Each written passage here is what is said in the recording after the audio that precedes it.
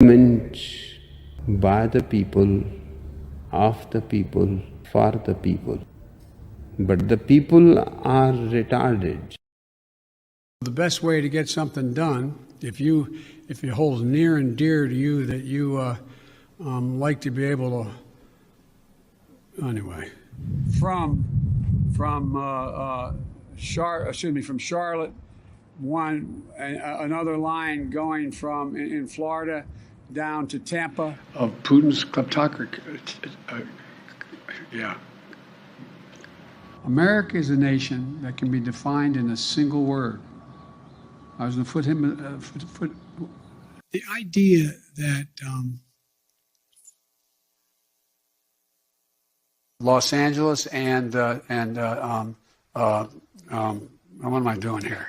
For two reasons. One, I'll lead an effective strategy to mobilize true international effort to pressure. Let's be clear. I hear it all the time. Cumulative deficit reduction, pay for the programs many times over. Well, I'm sick and tired of smart guys. Let me start off with two words. Made in America. Made in America. Welcome back to another night of Shtick with Koolfrogg. I tell you, it's been a day. It's been very interesting, and it's a Tuesday. So every single Tuesday, it seems as though I have a problem keeping myself limited to how many articles there are, because there's just so much news. It's just amazing. The intro never gets old. It never gets old. I know, it's wonderful. What's up, Boomer? Beautiful. Good to see you, dear. Rose, how are you? And I agree. It never gets old. No matter how hard you try to actually think that it would get old, it just makes you laugh every single time. And eventually there'll be another clip, I'm sure, another gaffe, because that's what the guy knows how to do. That's what he knows how to do. And I know that there's a bunch of them that I don't really play that I probably could. Number one fans are here. Okay, awesome. Glad that you're all here. Thank you for being here. I do appreciate you all. If you haven't done so already, please hit the like button. If you're over on Rumble, also hit the thumbs up button over there. I will try watching the chat a little bit closer than I did last night. I forgot 1.58 billion to Darth Hideous. I don't know if that's really true, but okay, you say so. What's up, Dragon Man? Good to see you, brother. Good to see you. Long time no see. And I should be live. It should be live on Twitter as well. Yes, I am live on Twitter as well. It's something that they actually added to the StreamYard, made it really streamlined, easy to actually stream to Twitter. I really don't know how many viewers that normally get over there, but I'll still attempt. I'll still try to actually, leave that something to stream to. I guess. As you see in the headline, 2.35 billion for the Taliban, 10 billion to Ukraine, and of course the Department of Homeland Security says they're going to spend $374.9 million. Those are some of the headlines that you'll actually catch tonight. As you see, it says more, and there's definitely more. There's definitely more. See, look at all those tabs. We'll try skimming through those as fast as we possibly can, see if we can actually be done by midnight Mountain Standard Time. We'll really seriously try. Are you gonna? Oh, Darda says he's gonna win the Mega Billions. After he wins the Mega Billions, maybe he'll actually go ahead and start donating to other people's causes. Maybe. I doubt it. Elizabeth OG, what is up? Good to see you. Glad you're here. Okay, we're going to get into this. Xi's purge of top military leaders reveals major crises within CCP. Oh, really? Recent removal of the top two commanders overseeing the Chinese nuclear arsenal reveals serious fractures in the Chinese leader Xi Jinping's regime and will harm the military modernization, according to analysts. Last week, General Li Yakchao, commander of the People's Liberation Army Rocket Force, and political commissar Zhu Zhongbu, the branch's second in command, were purged from their post after having disappeared from public views for months. The reason for the dismissal and their current whereabouts are unknown. They just, disappeared. Huh. Nothing to see here. We won't worry about these top officials and what they were potentially looking at maybe doing. Because of course that would all be speculation, but at the same time it's really kind of interesting that they go ahead and just vanish like it's nothing. They're just gone. Okay, sounds great, right? Sounds kind of disturbing if you ask me. I would not want to be top officials under Xi Jinping. He seems to be almost as bad as what Mao Zedong was, but who am I to actually make that decision?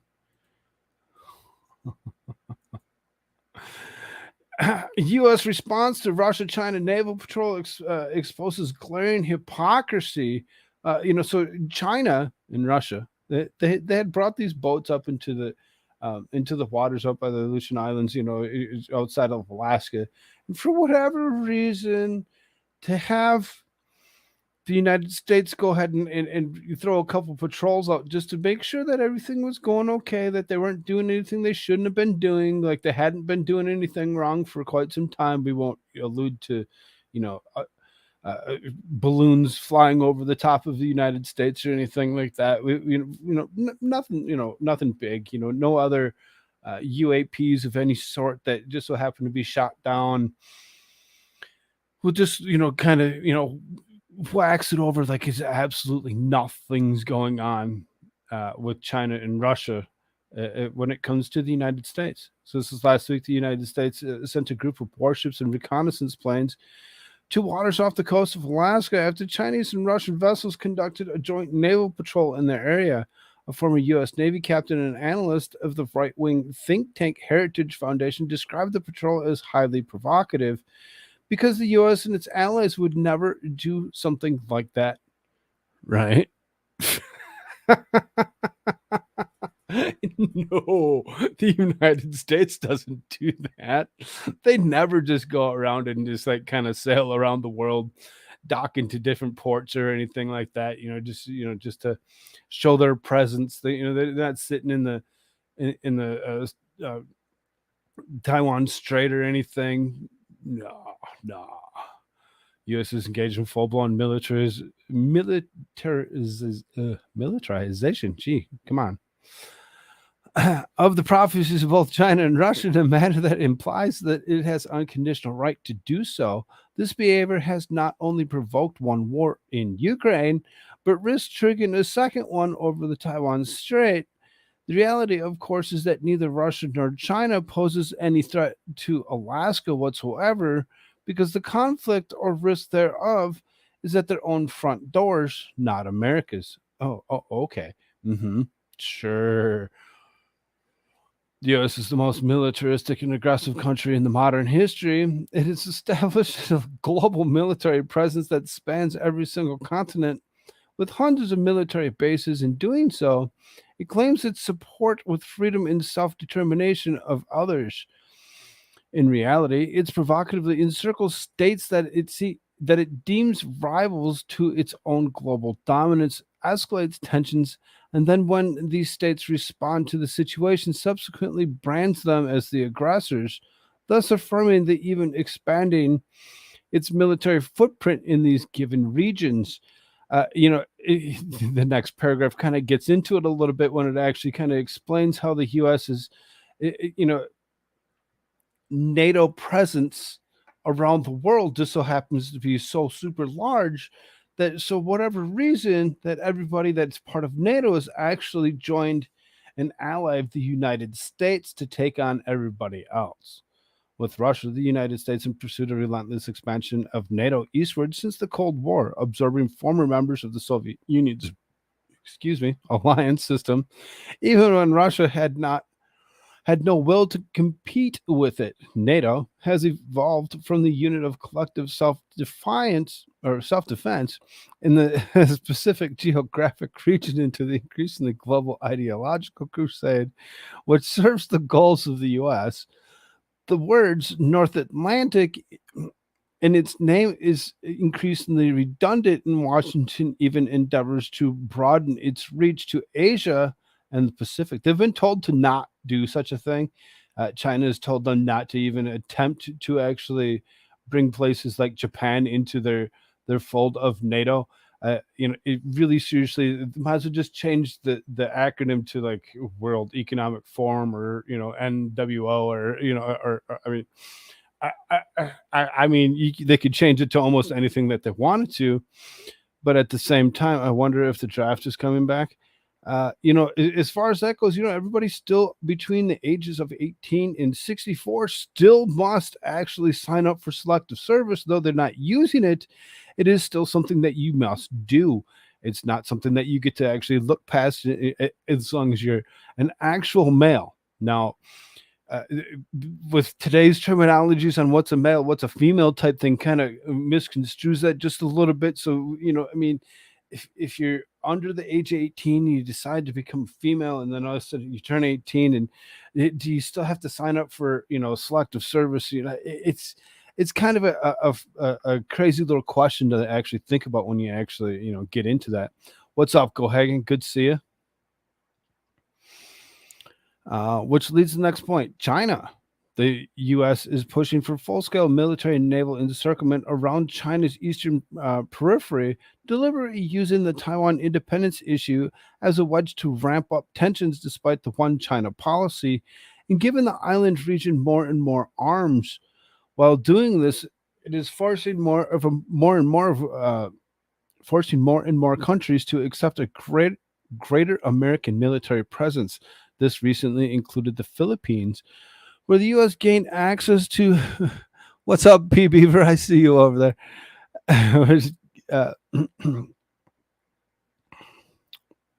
While doing this is forcing more and more countries to accept a greater American military presence.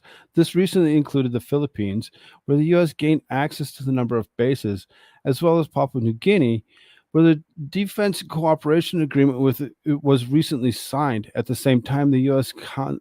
constantly sails warships through the South China Sea and the Taiwan Strait, citing so-called freedom of navigation from a law which it does not even ratify.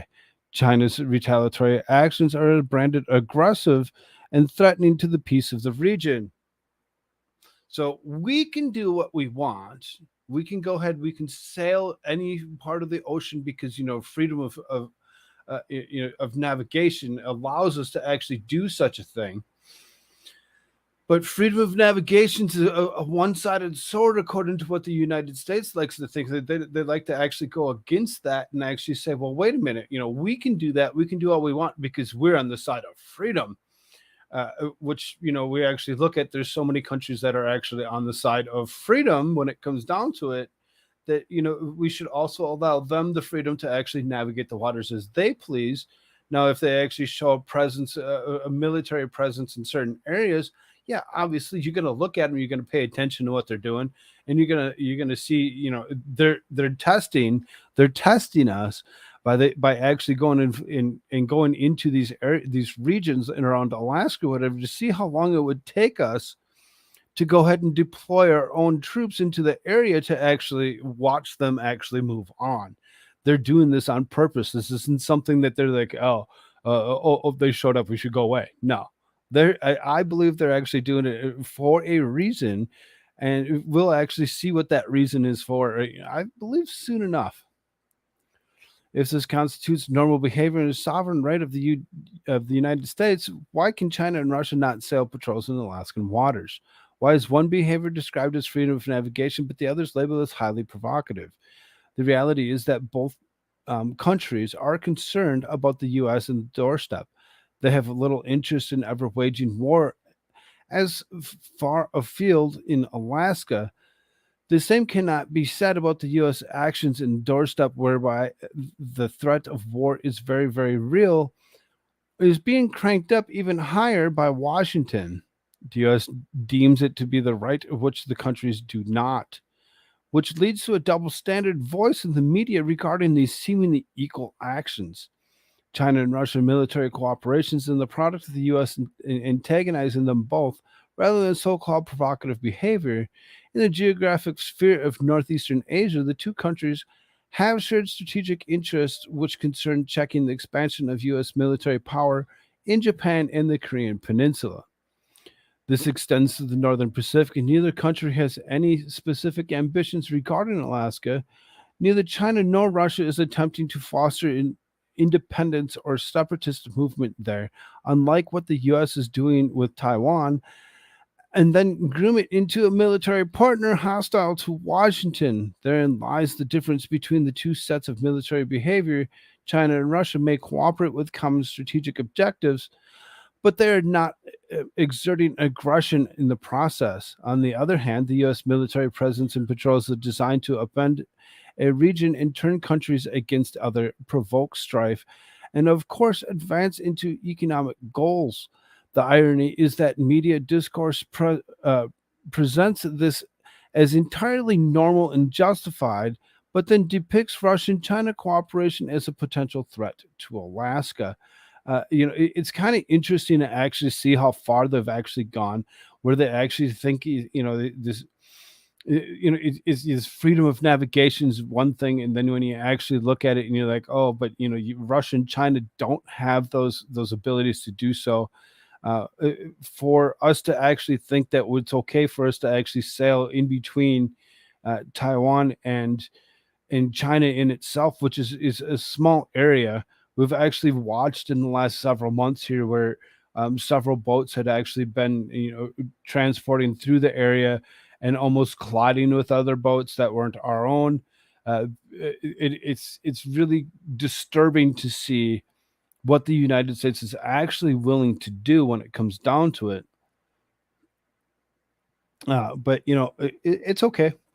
It's okay. It's okay for us to do whatever we want. We have the right to navigation. They don't. We don't want to give it to them either. So then, because of the situation of that, it just so happens to be that China and Russia send stark signal to the undersized U.S. Navy. China and Russia have sent a stark signal to the U.S. naval force will face increasing pressure from Moscow and Beijing. A top Republican argued following joint military exercises of the two regimes near Alaska. The scale and complexity of the Russians and Chinese naval deployment is unprecedented. It's unprecedented. Why do you think it's unprecedented? What makes it okay? Makes it wrong for them to actually show their presence when we can go ahead and show our presence? Is our military really that small comparably that we're actually afraid of these particular warships coming in around the area? It just may be. While I'm glad that the U.S. Navy deployed 4 destroyers and a P-8 aircraft to monitor the fleet, the exercise serves as a stark signal that generational investments in U.S. shipbuilding and ship maintenance to maintain deterrence are more necessary than ever. Chinese General Secretary Xi Jinping and Russian President Vladimir Putin have made a great show to their apparent strategic convergence in the recent years. Dramatized by high-profile summits and series of military exercise, if the joint operation stoked Wicker's demands for a naval buildup, Defense Secretary Lloyd Austin's team nevertheless maintained an equanimous posture. NORAD and NORTHCOM monitored their presence. Air Force Brigadier General Pat Ryder, the Pentagon press secretary, told reporters they were in international waters. At no point in time were they deemed to be a pose or a threat. And so, like any country, they're free to conduct exercise in international airspace, international waters. Ryder's response seemed tailored to the sidestep Chinese allegations of hypocrisy, as Pentagon officials put a premium on the U.S. ability to operate in international waters around the world. often in defiance of Chinese communist claims of sovereignty over sensitive routes. In the future, the Chinese Navy could conduct more far sea patrols like this, either alone or together with other countries. We've actually watched some of the other stuff that they're actually doing with other countries, like the United Arab Emirates, or whatever, and or Iran and other countries around the Middle East itself, when they're actually running their own flight patterns with them, to actually make us think that that they can't actually show their presence at any point, is kind of disturbing. I wish we would actually wake up to the situation and stop with just the hypocrisy in itself. I mean, I get it. You want to be, you don't want to actually just sit around and wait for them to us and do something when you're not ready. So the second they show appearance, you go and you bring your stuff out. The difficult part is when it actually gets into how many ships they actually had out in the water, 11 total. For us to only deploy 2 really seriously didn't do much other than to actually show that we see you. Oh, we see you. Yeah, we're here too.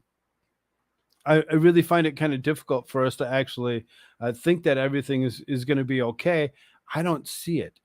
And here you go. In 2 decades, the PRC has tripled the size of its navy and is on pace to quadruple it, over 400 ships by 2030. Do we have anything close to that? Are we willing to actually continue to build more? Well, we outsource all of our manufacturers, so when it comes down to it, who's building our ships for us? China? I mean, really, when it comes down to it, we really seriously are ignorant to the point where we just, not going to build up any more military. We don't need it. We're safe. We're okay. We're okay. Under Joe Biden's regime, they're afraid of Joe Biden. I don't think they're afraid of Joe Biden. I don't think they're afraid of him in any way, shape, or form. I think they're actually looking at him and laughing at him, as they know that they can control anything they want when it comes to Joe Biden.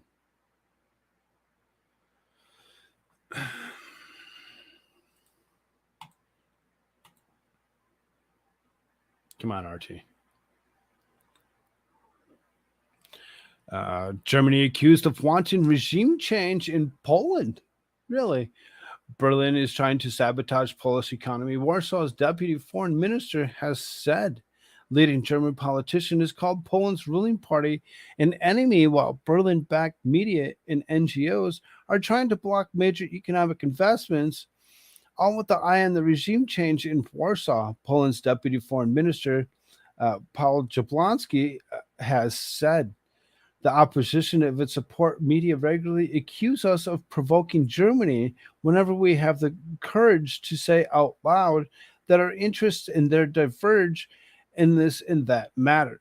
Jablonski tweeted on Monday, linking the controversial interview with European People's Party head of Manfred Weber. In an interview with broadcasters ZDF on Sunday, Weber claimed that the members of Poland's ruling Law and Justice Party systematically attack the rule of law and free media.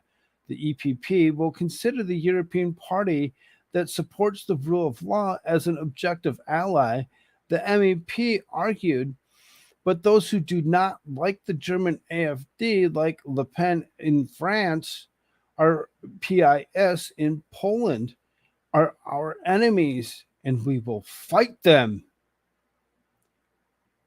They're just going to go ahead, pick up arms, and let's fight them. Let's fight them for what they are. If we don't like their laws, their rules, their regulations when it comes down to anything, and because we don't like them and what they're about, we're going to actually cause issue between Germany and France and Poland altogether.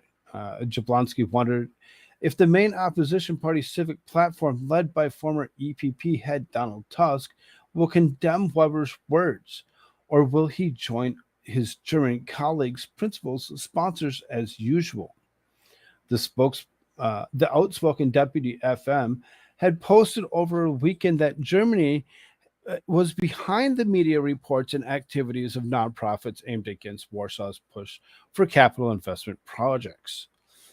We have more and more signals that in coming weeks, there will be attempts to block strategic investments for Poland. under the lofty slogans of environmental protection, but in actuality to protect German companies from Polish competition. All this is to bring about a change in government in Poland, one that will withdraw from the investments and turn our economy back to the role of the mere subcontractor for industry from Germany and other countries. German owned media, in moments of honesty, admit that environmentalist arguments actually serve Berlin's protectionist agenda, and that the goal of this policy is to change the government in Poland to one that will block investments that compete with Germany. Why? What's the point? Do we need to actually do such a thing? What's up, Lucky Chucky? Good to see you. I really don't see why this is actually something that really needs to even happen. It seems like that could actually cause issues or rifts within NATO in itself. Political rhetoric in Poland is heated up ahead of the anticipated general election.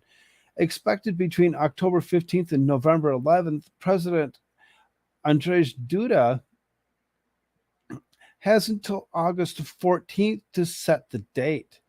Tusk has already accused Prime Minister Mateusz Morawiecki of hyping the threat of the Wagner Group, a former Russian military company who's stationed in Belarus, in order to scaremonger the populace into giving him a third term. Morawiecki responded by calling Tusk soft on Russia and a stooge of Brussels. So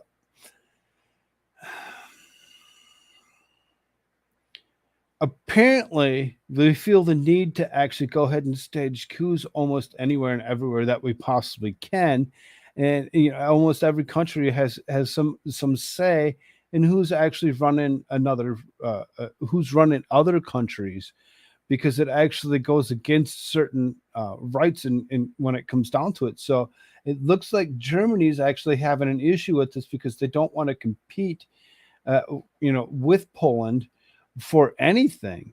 So if we can actually go ahead and we can change them to actually go ahead and actually want to live off of anything that comes out of Germany and Germany alone, could really be an issue. Clickjaw Jimmy, what? Oh, how's it going, brother?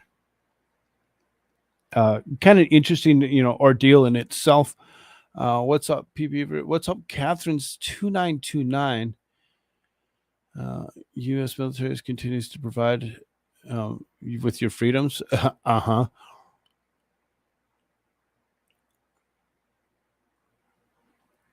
No idea what the article originated, but it was accurate. There's not a greater threat in the world peace than the U.S. military. Yep, for sure. The U.S. is active conflicts everywhere. The CIA, FBI should be eliminated, as well as most other three-letter agencies. I agree with you on that. And the defense budget should be cut in half. I get what you're saying, but at the same time, with us not having military would actually be kind of also dangerous in itself, to think that it would be okay for us to actually not have a military and not have whatever is needed. It seems as our military, the monies that we spend on military is actually not even going to ourselves. A lot of it's going to Ukraine. A lot of it's going to other countries that we're not, that don't deal with us personally, but we get into their personal conflicts. Good to see y'all. Hit that thumbs up button over there for me if you can.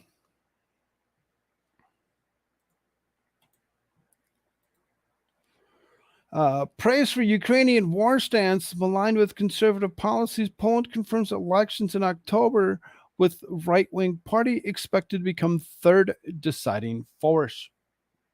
A right-wing party is expected to become the third deciding force. There's no right-wing party already. Most countries are already run by leftists. Great. Sounds fun. Poland has lately become the very consequential player in European geopolitics. Simultaneously praised for its action in the war in Ukraine and under European siege because of many of its policies. The Eastern European country is building the largest European army and has been a key NATO ally to the US, UK, and Western powers. Poland has stood up to the EU in both of the matter of Ukrainian grain import, which they oppose to protect local farmers. They also, on the matter of immigration, it gave rights, a controversial law trying to curb the Russian influence in environmental policies, among other things. So when it comes down to it and we actually look at it, so we take the last article and we take this article and we kind of think about it for a few seconds. They're actually trying to actually keep it the way they already had it and don't want the other party to take over. And then also you look at this article, and this article says that it's the right-wing party that they're trying to keep from actually taking over. So as it goes, they're already controlled by them leftists that are totally into LGBTQ crap and all these other ignorant means, as opposed to actually dealing with the stuff that we actually need to deal with. It seems really screwed up in itself. What's up, Jerry Last? Good to see you, brother. It's really screwed up to actually see how far this has actually gone and where it's going to actually go here in the future. I really find it we're going to have lots and lots of issues if we're going to continue to actually allow the ignorance of leftists to actually run almost every country. I really seriously find the Democratic left to be at this point in time the worst that it has ever been, and the idiocies that they try to push, I just don't care for it, and it's really starting to get agitating to a lot of people. So then,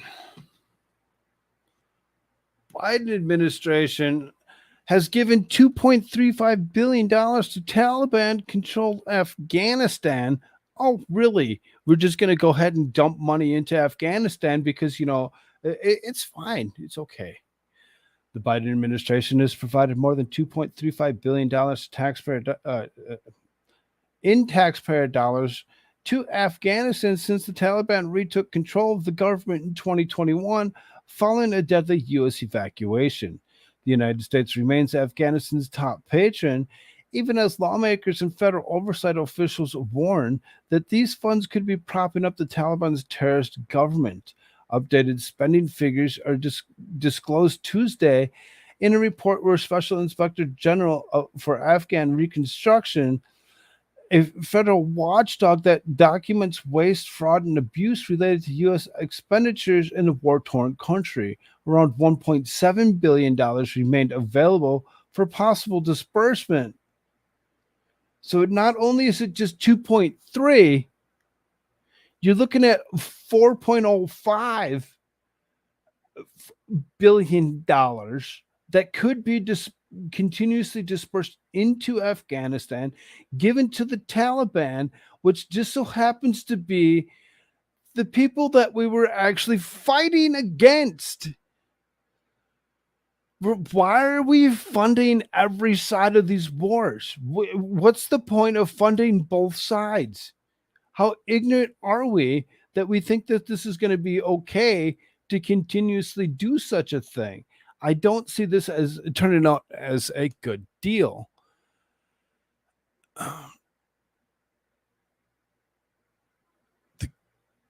Read up on China, dude. Well, if you actually follow this channel, you actually see how much we actually do follow China around these parts.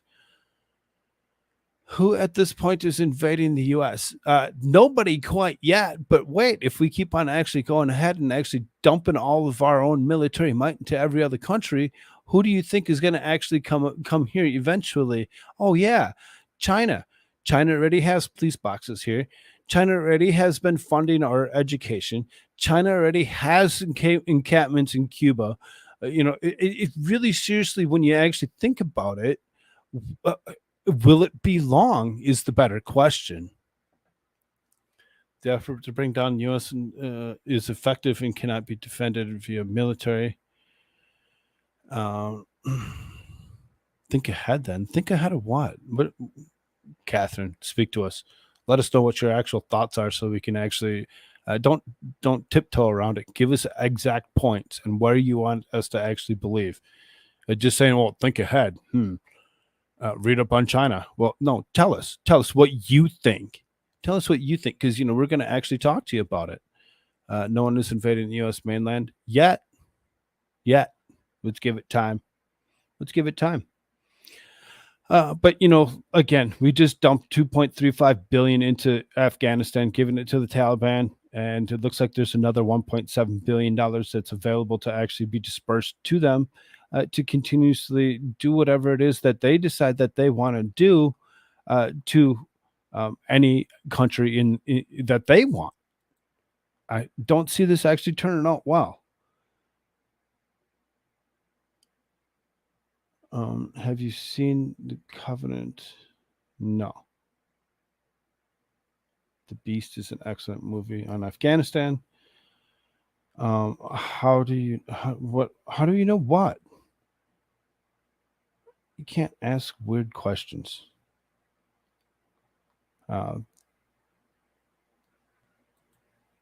Strange. Okay. Either way, why do that and risk ICBMs? Everybody has ICBMs. They're going to actually, we can do whatever we want with them. And hypersonic ones, so they don't have to actually go up and come back down. They can actually traverse through the atmosphere and be virtually undetected until they're about ready to actually hit their target. We will eventually be speaking Mandarin. I've said that for a long time. I think that the U.S. Will fall and China will take over. If it's been something exactly, Catherine, you are correct. You're correct. In my opinion, I believe the same thing. I really seriously believe that is actually going to be the problem that we're going to be dealing with, as we can actually see countries that are around us, like Canada, where there's been Chinese emissaries everywhere. They've actually been stationed along our northern border for quite some time. They've actually infiltrated the country. They've police boxes, as well as other fundings of educational K-12 education, not just colleges, as well as super close nearby military bases, consuming up millions and billions dollars worth of open land, just purchasing it up, gobbling it up while they can. They're going to do whatever they can to actually infiltrate the United States. They've been trying to purchase farmland for the longest time. The threats are not coming from military threats, but I get that. P. Beaver. I totally agree with you. It's not where the threats are coming from is military. They're actually holding back with the military, and they're actually using espionage tactics to actually come through and do whatever they want. We actually seen what they actually just did within the last week with taking grain out of the ground and actually going ahead and taking our stuff that we've actually, our scientists have actually produced to actually increase the capabilities of corn, and taking it back to their own country to actually use our resources that we like to use so well for themselves. They want to actually they want the same means. And if they can actually skip by actually doing the R&D themselves, they'll do that. My original point was that the U.S. military budget is twice that it needs to be. I don't see that as being the case. I really don't. I don't see that as being an issue either. I think the main issue is actually us actually sending our goods and military might to other countries like Ukraine. It's not necessary. And maybe that would actually reduce that budget that you're speaking of so much. We need to stop funding everybody else's wars. Let them fight them. We don't need to actually be in every single one. But our ignorant leaders think that we do need to have something to do with every single one, like this one. Niger coup. U.S. emissaries express grave concern while speaking to ruling junta. A senior U.S. diplomat traveled to the capital of Niger to hold extremely frank and at the time quite difficult talks with the ruling junta after the country's military leaders seized power from the democratically elected president last month. Traveled to Niamey. to express grave concern of undemocratic attempts to seize power and urged a return to the constitutional order. Okay. You can go back to being a World Economic Forum, type of country, something that's actually controlled by everybody else, as opposed to actually having your own country and thinking that you have the right to have your own country that isn't tied to all these other places like the United States. The United States and the Western allies have been fearful of the junta seizing power in the country as they watch their influence in the Sahel region of Africa diminish. Niger has been an important partner for the U.S. in recent years in counterterrorism efforts. France, Niger's former colonist ruler, specifically urged its citizens not to travel to the country, citing anti-French sentiment, per the BBC. Other West African countries also appear to be concerned with the coup, as leaders from the region are set to meet on Thursday to discuss the precarious situation. The U.S. maintains hope that the complete overthrow can be averted, and President Mohamed Bazoum, that World Economic Forum shill, can actually continue to control his country. Who has been in detention but reportedly has spoken with U.S. officials by phone, can be reinstated as the country's leader. But Presidential Guard leader General Tehani announcement that he had seized power places this future in doubt and casting a shadow over the entire dilemma for the U.S., as in fact the Russia paramilitary Wagner group could plant forces in the country it has long coveted. Nigeria is a very, very popular area in itself. They actually have lots of resources that everybody really loves to use, so very much so. And everybody wants to actually have control over this country. But when it comes down to it, why would he be flying a Russian flag? Because they actually think that Russia would be the country that would actually save them from ultimate destruction. Isn't that something? Government waste is no an issue. That applies to the military. No dispute there. Need walls across both borders. Well, I don't know if we really need a wall between us and Canada. Have you ever served in the military, PB? How about not building $500 million fighters for a while and build walls? Serving in the military wouldn't be relevant. Serving in the military is not necessarily relevant. I agree with you, PB. It's not something that is needed to actually be part of politics. Though it used to be a thing where they would actually have military presence to actually become a president of the United States, we've actually waived that particular feature of being having to be military to actually become commander in chief. You don't need the military might to actually be smart enough to actually read something and understand where it's coming from. Canada's about as communist as a country can get. I mean, we're right next to it. Really, when it comes down to it, if you think that socialism is any better, we're greatly mistaken. We're greatly mistaken. There's no way that this country is actually come close to being capitalist, Christian conservative that we actually assumed it always had been. It's very, very far from that at this point. The only country that is actually just that is Russia. Is Russia. Isn't that amazing? Isn't that amazing? The country that we call the evil side, it just so happens to be that particular group. It's really kind of ignorant to actually think that I agree with you. Yes, we need to finish the wall to stop people from flooding this country from the southern border. But I don't see people actually trying to flood the northern border to come into the United States either. I don't really see that happening. So, putting a wall up, spending that much money to do such a thing, I don't find it being something that would be absolutely necessary. Government waste is a thing. It totally is. I'm with you on that. The U.S. is already bankrupt. If you're going to be bankrupt, they just print some more money.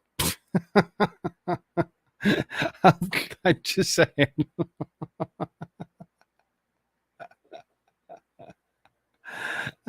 This country's far away from being bankrupt. They're so far in the hole right now. It's ridiculous. And as you just seen, 2.35 billion to the Taliban with another 1.7 available to actually go ahead and be distributed.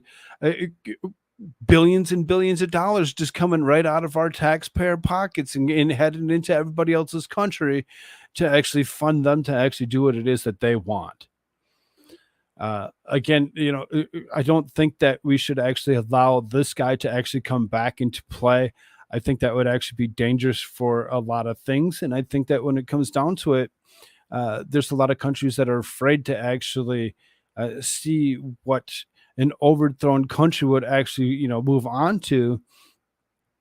And they don't want that. World Economic Forum wants none of that. They want to actually keep control of every single country that they possibly can. We've seen almost every single installed president as the last few years just so happens to be part of World Economic Forum.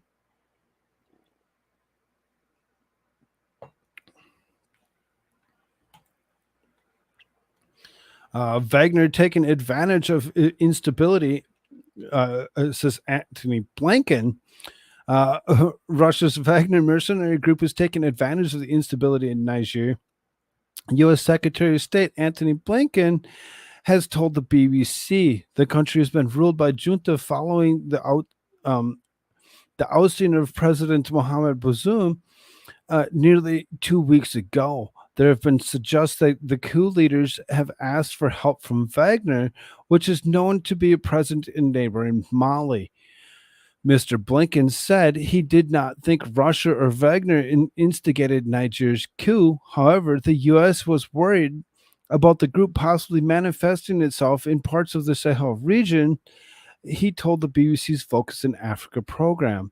I think what happened and what continues to happen in Niger is not instigated by Russia or by Wagner, but they tried to take advantage of it. Every single place that the Wagner group has gone, death, destruction, exploitation have followed. Insecurities has gone up, not down. He added that there was a repeat of what happened in other countries where they brought nothing but good things in their wake. Both the U.S. and France operate military bases in Niger as part of operations to disrupt jihadist groups operating in the wider region. Niger became the main base for French troops after they were told to leave Mali following the coup there.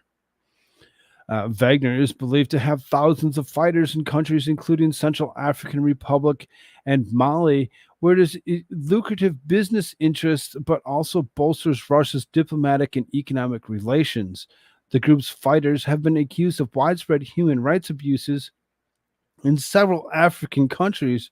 Despite this, there's been speculation Niger's army has asked Wagner for assistance as the country faces a possibility of military intervention.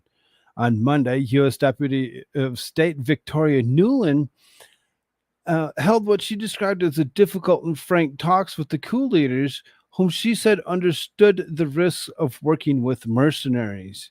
Mr. Bazoum, who is currently being detained, has also spoken of his concerns about Wagner's influence in Africa. They don't like them. They don't like them. They don't want anything to do with them. With an open invitation to the coup plotters and their regional allies, the entire Central Sahel region could fall to Russian influence via the Wagner group, whose brutal terrorism has been a full display in Ukraine. Their brutal terrorism is the one that's been on display. Okay. Thanks for throwing some more propaganda at us via the Washington Post.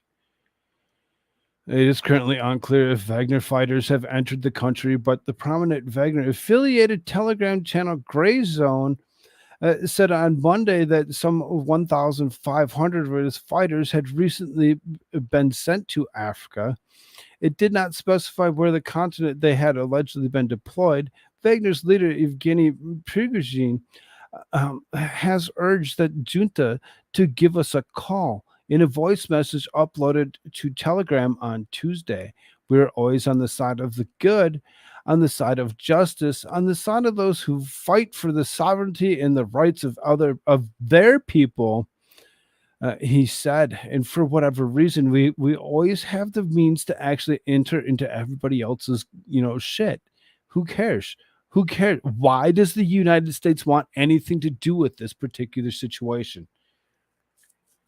Niger is a former French colony, and the coup has led to a wave of anti-France, pro-Russian sentiment in the country, similar to that experienced by the neighbors of Mali and Burkina Faso, which have both pivoted towards Moscow since their own coups.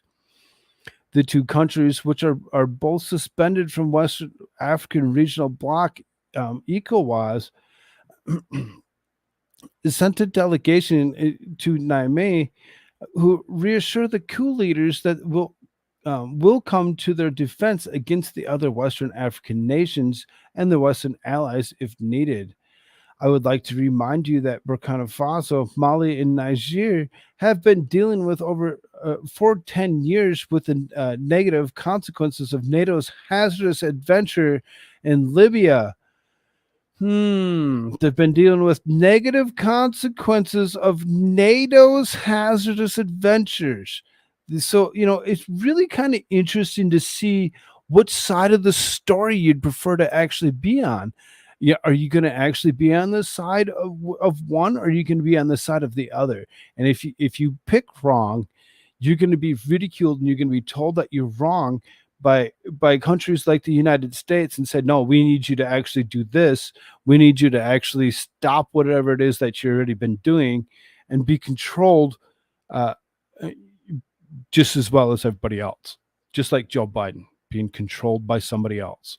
One thing in certain, President Goita and President Traore have clearly said no, no, and no. We will not accept military intervention in Niger. They're coming for our survival. They don't want anybody to interject. They want you to stay out, stay away from us. Let us fight our own wars. Let us remove whoever it is that we decide we want to actually remove from presidency, and let's install our own people. And if you don't like them, fine, go fuck yourself. But it's kind of interesting. Meanwhile, Niger's junta has refused to receive delegation of representatives from West African Regional Bloc ECOWAS, the African Union UN, which is due to arrive in the capital Niamey on Tuesday. In a letter seen by AFP on Tuesday, the coup leaders said the group's security could not be guaranteed because of the public anger and revolt over sanctions imposed by ECOWAS. ECOWAS had given Niger's coup leaders until Sunday to stand down and restore Mr. Bazoum to the presidency, and are now due to meet on Thursday to decide what to do next. So we could find out by the end of the week what they actually do decide that they want to actually do in this particular area of Niger. And I really find it to the point where I don't think that we need to get involved, but we're not going to stand back, especially when it comes to like a country like France that we are allied with is going to go fight somebody like Russia for this territory's, sovereignty. When it comes down to it, it kind of seems like it's just yet another front, just like what Ukraine is. Isn't that kind of fun and interesting to actually think? It's like an autistic Wakanda.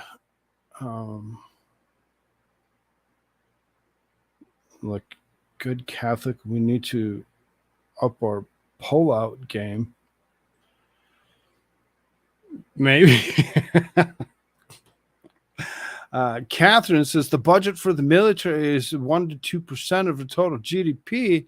China spends 20 times that amount on their GDP for their military. Who cares what China spends? Who cares what the United States spends? Why are we so concerned about the GDP and how much is actually being spent on military if it's not equivalent to your enemy, to the other person on the other side? What is the point of the fight? What is the point? To lose? Who wants to go into a war and say, I'm going to go lose? It's like trying to say you're running for vice president of the United States, actually saying you're running for president of the United States. It's kind of an ignorant thought. So, Madcore actually had posted a short clip last night of this particular issue. So I went ahead and I looked it up to see what it was actually about. Why they changed it? Did this? So this is the firing meteor over Australia is probably a Russian space rocket. I don't know if I want to believe that that's actually true, but at the same time, kind of interesting to think.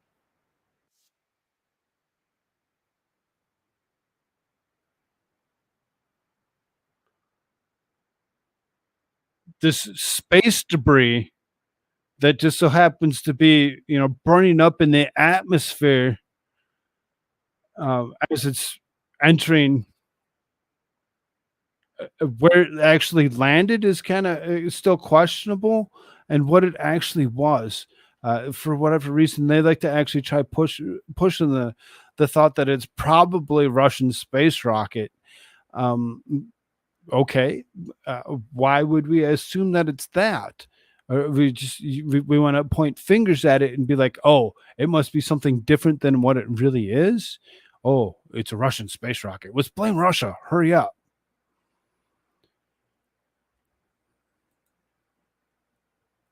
Left-wing Australian government turns on Israel, calls West Bank settlements illegal. Huh.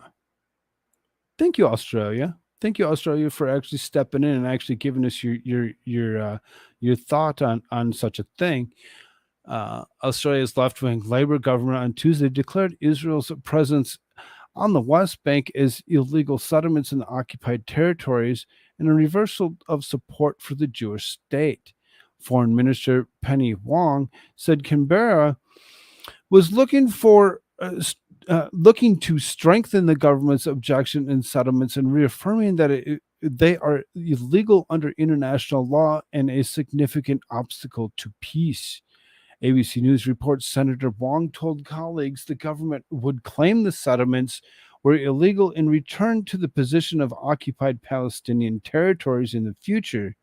In adopting the term, we're clarifying that the West Bank, including East Jerusalem and Gaza, were occupied by Israel following the 1967 war and that the occupation continues.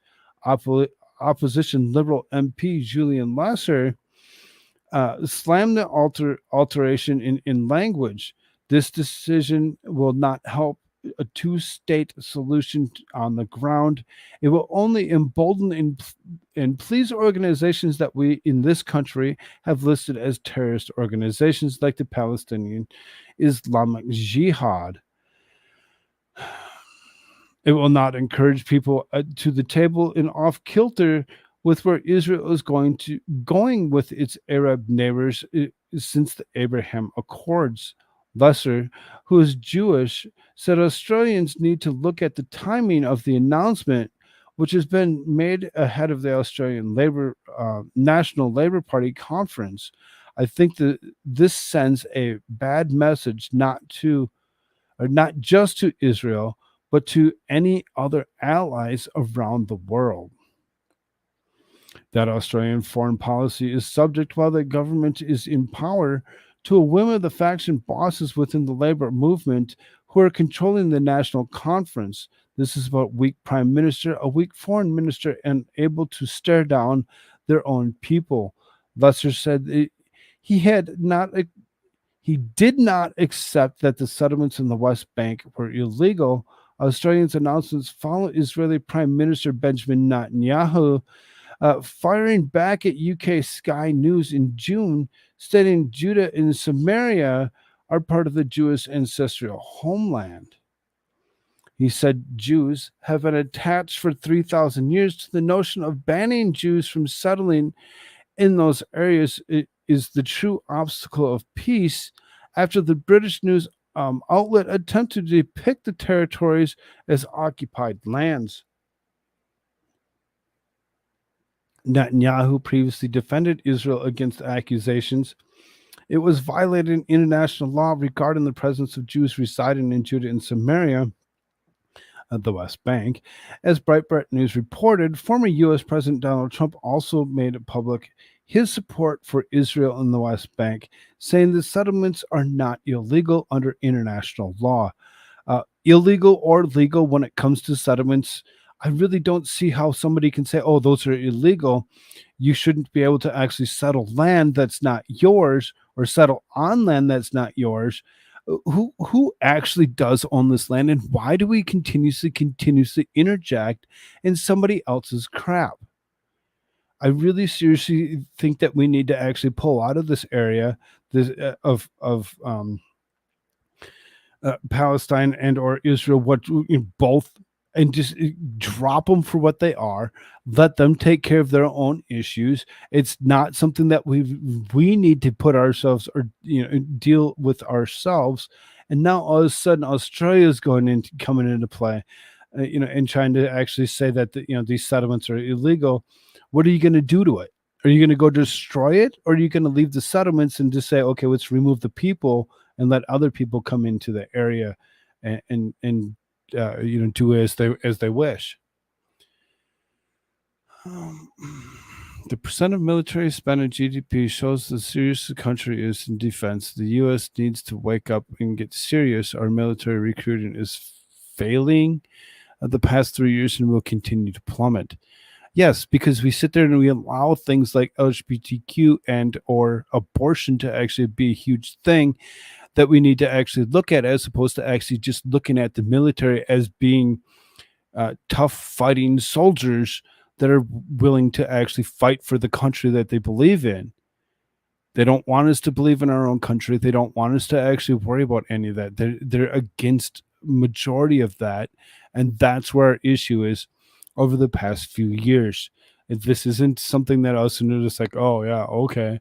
There's a lot more to it when it comes down to it. It's not just a percentage of money that's being spent that's the issue. It's the woke generals and everything else to go along with it that's actually hurting this country. Ugh, Penny Wong. Uh-huh. Mm-hmm. United States closes Haiti embassy due to rapid gunfire. So I mean, we just read yesterday about the gangs that were actually sitting in the island of Haiti and actually going ahead and trying to do whatever it is that they wish to do to maybe, I don't know, run a coup of their own. So the notice in the United States closes embassy in Haiti on August 8th due to people firing weapons nearby. The embassy is closed today. All personnel are restricted to embassy compounds until further notice due to gunfire in the vicinity of the embassy. Travel between the compounds is prohibited. Some routes to the embassy may be impacted due to the continued rapid gunfire.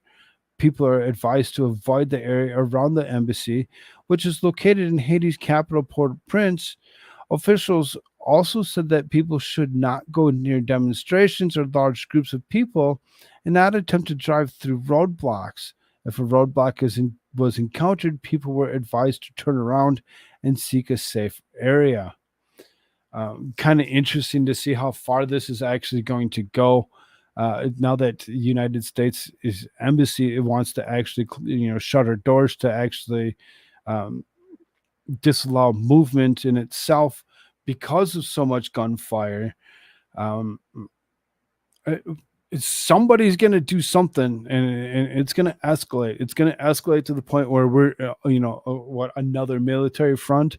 Do we need to actually interject with military might? Do we need to actually go in there at all? Under the current woke Pentagon leadership supported by the Dems? Yep.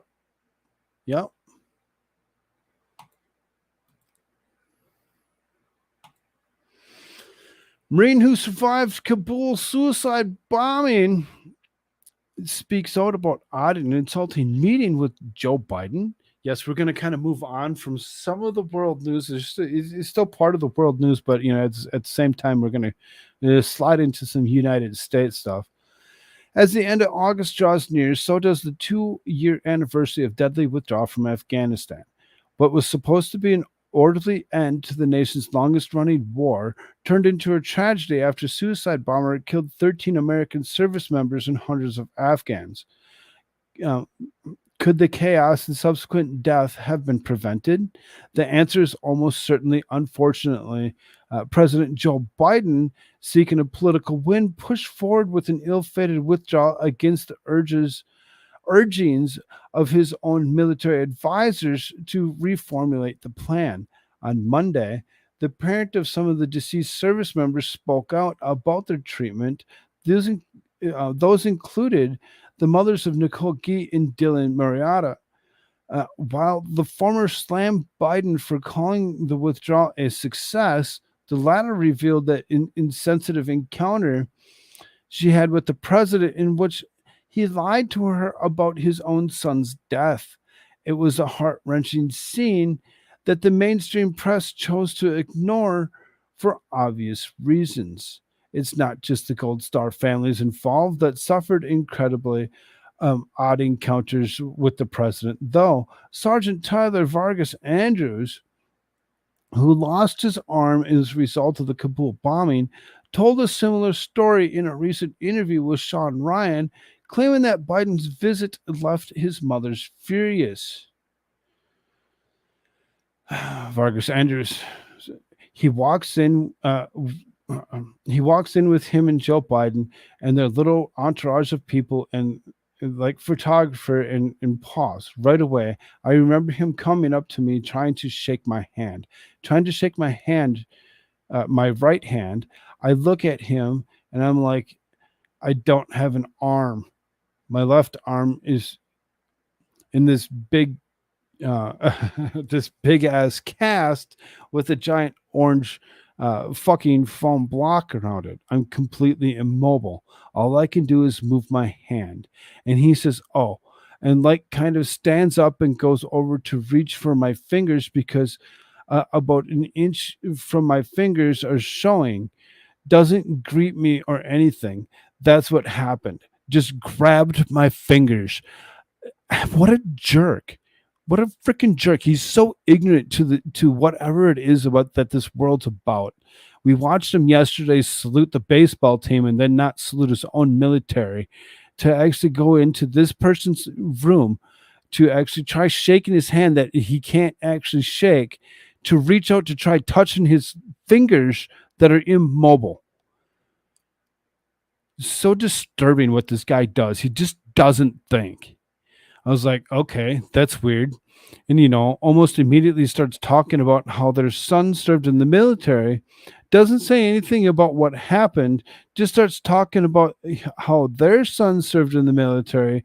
And my mom was just like, she's furious at this point. And they're like taking pictures and stuff. He doesn't care about anybody. Not really even himself. All he cares about is to actually exploit. Oh, look. Oh, yeah. Bo was in the military too. Mm-hmm. We should always think about Bo. Don't think about him. That this guy that's actually stuck in this bed. Let's worry about where Bo is and what and didn't even die in war. He died later on. Outside of military, he was not in the current military when he actually passed. But yes, okay. Let's look at him as being something that we should always look up to. Almost all of those who have spoken out of their interactions with the president aftermath of Kabul's suicide bombing has told nearly the same story. It begins with Biden approaching them in a very impersonal manner, before immediately launching into misleading insinuations that his son died in combat in Iraq. In reality, Beau Biden died of cancer years after returning home.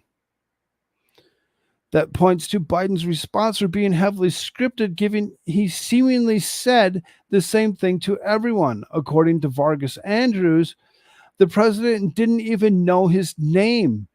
Much less was he aware of the specific injuries he had suffered as he reached out to shake his hand, not realizing that his hand wasn't even available to actually do that to. The oddity of Vargas Andrews' meeting with Joe Biden didn't end with that, though, according to the Marine, after his mother stated the administration better take care of her son, the president then leaned in just inches from his face to ask, "What do you want? What do you want? What I want is you to stop being such an asshole and get the fuck away from me," is what I would have said. He leans over me and he's like, this close to my face, and he's, "What do you want?" Uh, Interviewer says, "What do you want?" Vargas Andrews says, "Yeah," and he said, "What do you want?" I said, "What?" And he said, "What do you want?" I'm just like confused. I just got blown up, and I just fucking saw my friends die next to me, and I just want to be myself. And he's like, and my mom's furious. She's like, uh, he said he just wants to be himself. He just wants to be him. He said just wants to be me. And he goes, "Oh, okay." And then they just continued to talk about everything but what just happened. And then they just ushered him out of the room. He didn't know what to say. They ushered him out of the room, and that was that. So he, right, creepy, goes up. "What do you want? What do you think he wants? He wants total recognition for the ignorance that you have failed to display. You've given him absolutely nothing but a freaking bullshit story about your own son that you can't even get correct because that's all you do is lie all over. You just lie about it over and over again. That's all you do. And when you actually continuously tell the same story, doesn't eventually make it the truth. Vargas Andrews goes on to describe how the mother sought help from the administration, specifically asking First Lady Jill Biden for assistance, only to be given the runaround and left with nothing. Throughout the interview, the Marine's demeanor and tone aren't ambiguous. He obviously felt that Joe Biden was not only just going through the motions and meeting with him, but that he was doing so in a way that actively insulting. According to Vargas Andrews, there's no apology or show of empathy, with the president choosing to talk about Bo for most of the short-lived conversation. To wrap things up, for those who want to see the full interview, I'll post it below. Vargas Andrews goes on to into intricate detail about what he and others experienced during the evacuation from Afghanistan. It's definitely worth a partial or a complete watch. And you can see that they actually have Tyler Vargas Andrews, particular interview in this particular clip. Now, is it something that we should watch? No, I'm not going to watch it. I tried to attempt to watch some of it, but it's fairly lengthy in itself. It is something that, if you're interested in actually watching or looking at, that we can actually go ahead and take. I'm going to go and do it right now. I'll copy and I'll put it into the news and the politics on the Discord server. If you're not part of the Koolfrogg, the pond server, you actually go ahead and members can go hit that community tab and join the Discord. You go and you hit that Discord up, you go down, you can actually find it. Obviously, you can see it's in the red state. You can actually go there as well if you actually don't want to actually do the whole Discord server thing. It's very interesting in itself to see how ignorant Joe Biden is when it comes to almost everybody else's story. He doesn't care. He doesn't care. He doesn't care about us. He only cares about himself in his own back pocket. And that's all he's ever going to care about. It's so horribly ignorant. Joe Biden's the liar in chief? Yes, he is, Catherine. I'm glad that you're actually with us on this point, whatever, when it comes down to it, that Joe Biden is the worthless piece of crap when it comes down to it. So then Gold Star, father of Marine killed in Kabul, demands Biden resign immediately. Admit your mistakes. So not only one person that had a story to go along with it, now there's another story. Members of the Gold Star families of some of the U.S. service members killed during the Biden administration's botched withdrawal from Afghanistan spoke at a public forum in California on Monday. One grief-stricken father demanded Democratic President Joe Biden's resignation.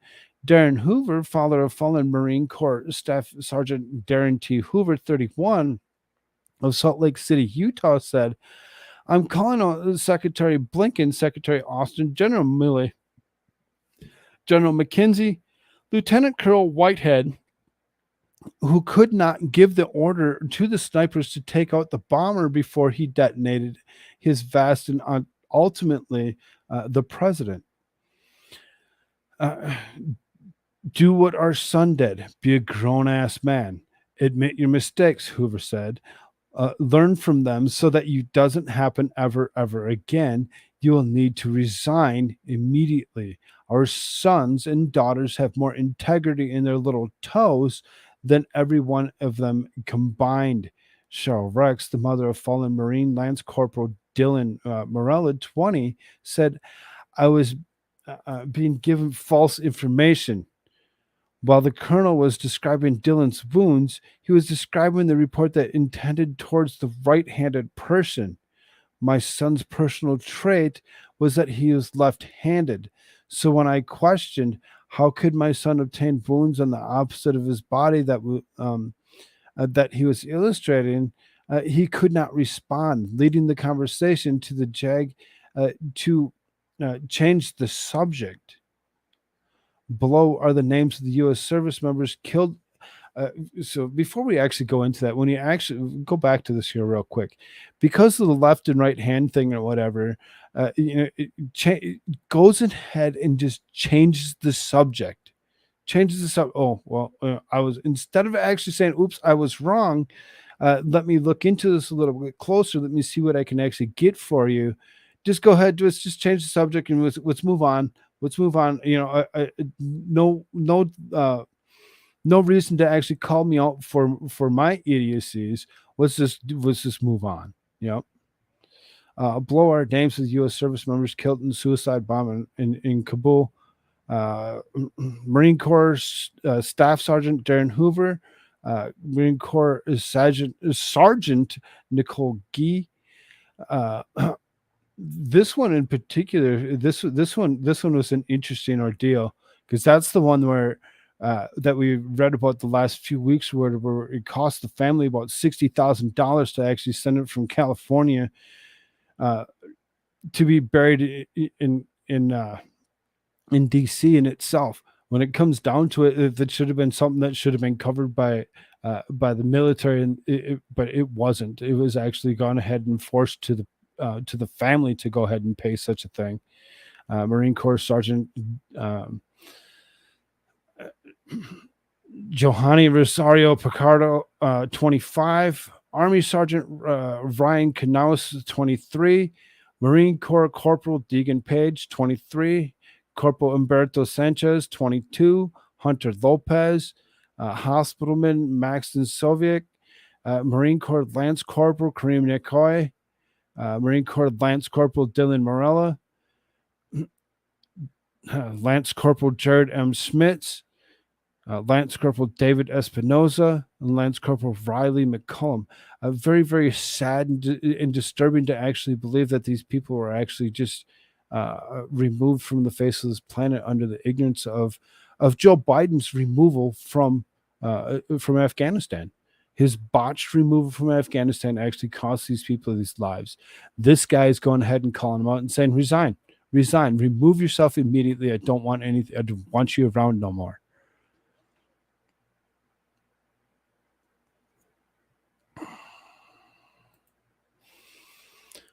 BlackRock executives claim they have given power to investors amid ESG backlash. So BlackRock's a very big company, a very big owner of a lot of different things, such as just to give you a slight little example of, one thing that they actually own. They actually own the Alphabet Incorporated, which actually owns Google, which in itself owns YouTube. So, as we speak of them, and their ESG backlash bullshit to go along with it. I mean, let's talk about their, a company that they just happen to own. BlackRock executives are asserting that investors now have more to say about the company's tackle specific corporate decisions as the asset manager faced significant Republican backlash over the embrace of ESG principles. In the op-ed published in the Wall Street Journal, global heads in iShares and index investments, Salim Ramji and Jawad Abdul Mahid, touted that the company's moves to expand a pilot program that offers policy choices to individual investors to decide how the share of the exchange traded fund would vote on the companies they own. The plan remains subject to approval by the board of governors of the board that governs the ETFs, but would expand upon shareholders' power. The company has been working over the past year to give investors a greater say in specific corporate decisions. About Republicans complained that it was exerting too much sway over corporate America and putting its thumb in the scales for ESG. That is environmental, social, and governance factors. GOP lawmakers assail the sectors as bulk capitalism that prioritizes liberal goals over investors' returns, and they have called for limiting or even excluding ESG-focused investments from retirement funds. Republican lawmakers have, in particular, been pushing for stricter oversight of proxy advisory firms, which cast votes in corporate elections on behalf of major investors. While criticizing BlackRock for pushing the companies it owns to invest more in combating climate change, the BlackRock executives tried to deflect the GOP's criticisms, arguing that the client's financial interests are what's paramount. For BlackRock, it's about financial value, not social and political values.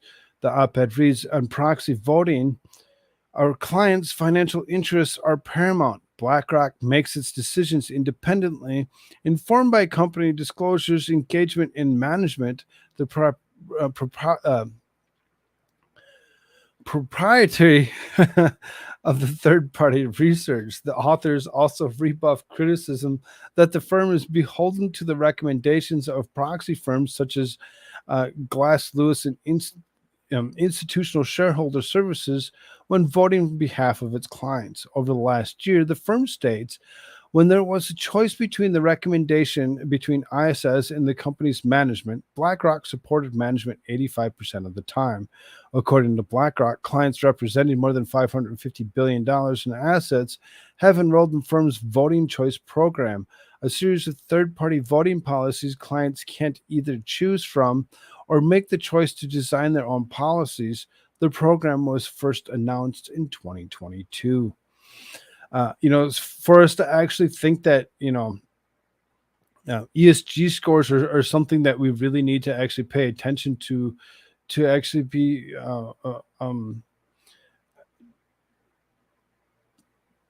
to actually have any thought or opinion to go along with it is really kind of difficult and interesting in itself to actually try believing that we need to actually go that far of actually watching what we say or do, so that way our scores will stay up for us to actually be able to invest in anything that we want.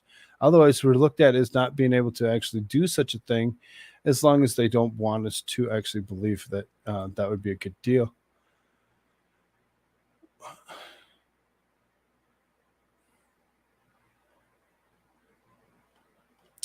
Well, okay, I guess.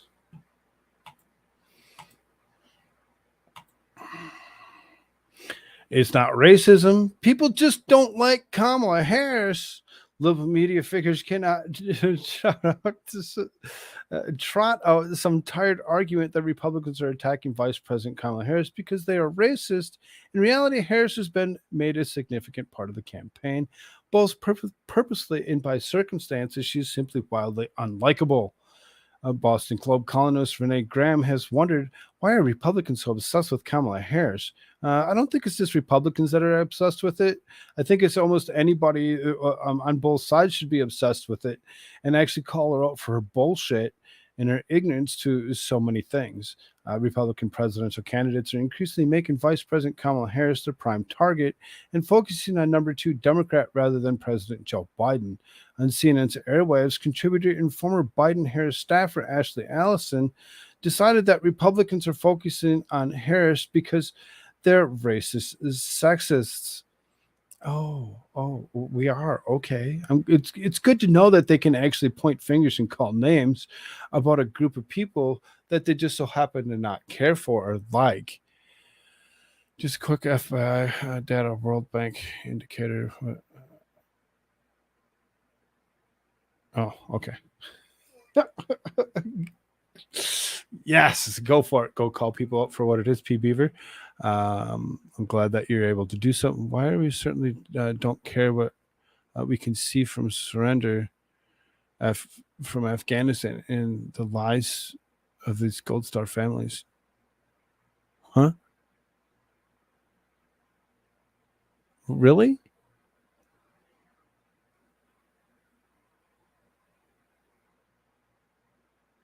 Okay, you say so. You say so. They tell their stories. They see it. They see how ignorant this asshole actually is when it comes down to it, and what he's actually not doing for this country. How he actually disrespects almost everybody. But yeah, let's just kind of wash over it and just be like, oh, they're just Gold Star families. Their words don't matter. The Biden administration is sending Harris out to attack dog, including Florida and stump Governor Ron DeSantis, which keeps President Biden above the fray. According to the New York Times, Harris is being used as a chief campaigner for Biden's reelection because Biden is an 80-year-old man who struggles to get through even prepared remarks. That is the other reason Republicans are focusing on Harris. There are legitimate questions about whether Biden will make it through another 4-year term. We would be 86 by the time he would leave office in 2029. And even on the day of his campaign launched his administration, he couldn't promise he would serve a full second term.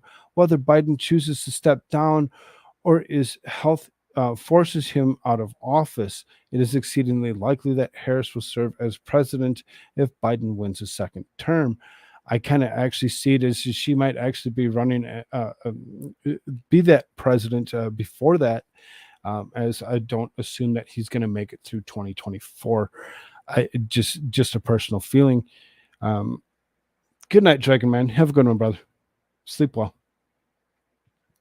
Then there's the tired canard that all criticism of Harris is racist, sexist, or both. Back in reality, almost no one likes Harris. She hit record low approval of vice president in June. Independents and CNN's most recent poll disapproved of the job performance, 57 to 42. Even Democrats aren't crazy about her.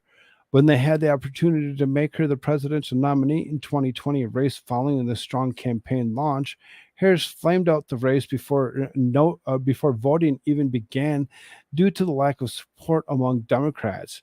Harris is simply not good at politics.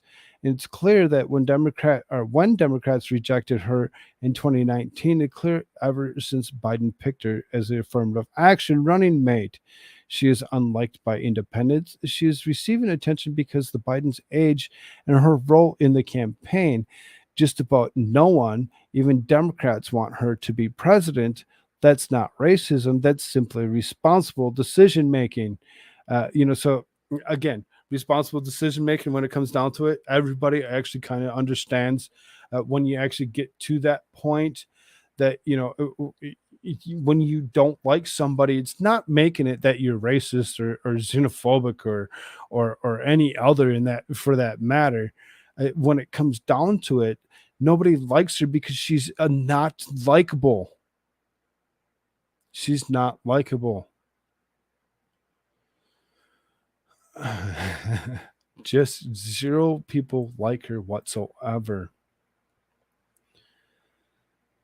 kind of out of line. I guess that could have been after, most likely this or whatever.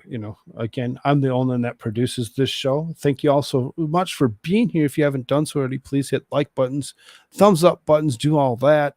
I can only do better as long as I actually got people actually giving me the constructive criticism. You don't like certain things, let me know. Leave comments. Tell me, hey, no, this, that, and the other, I don't like it. And maybe I can actually change some of the things that I do.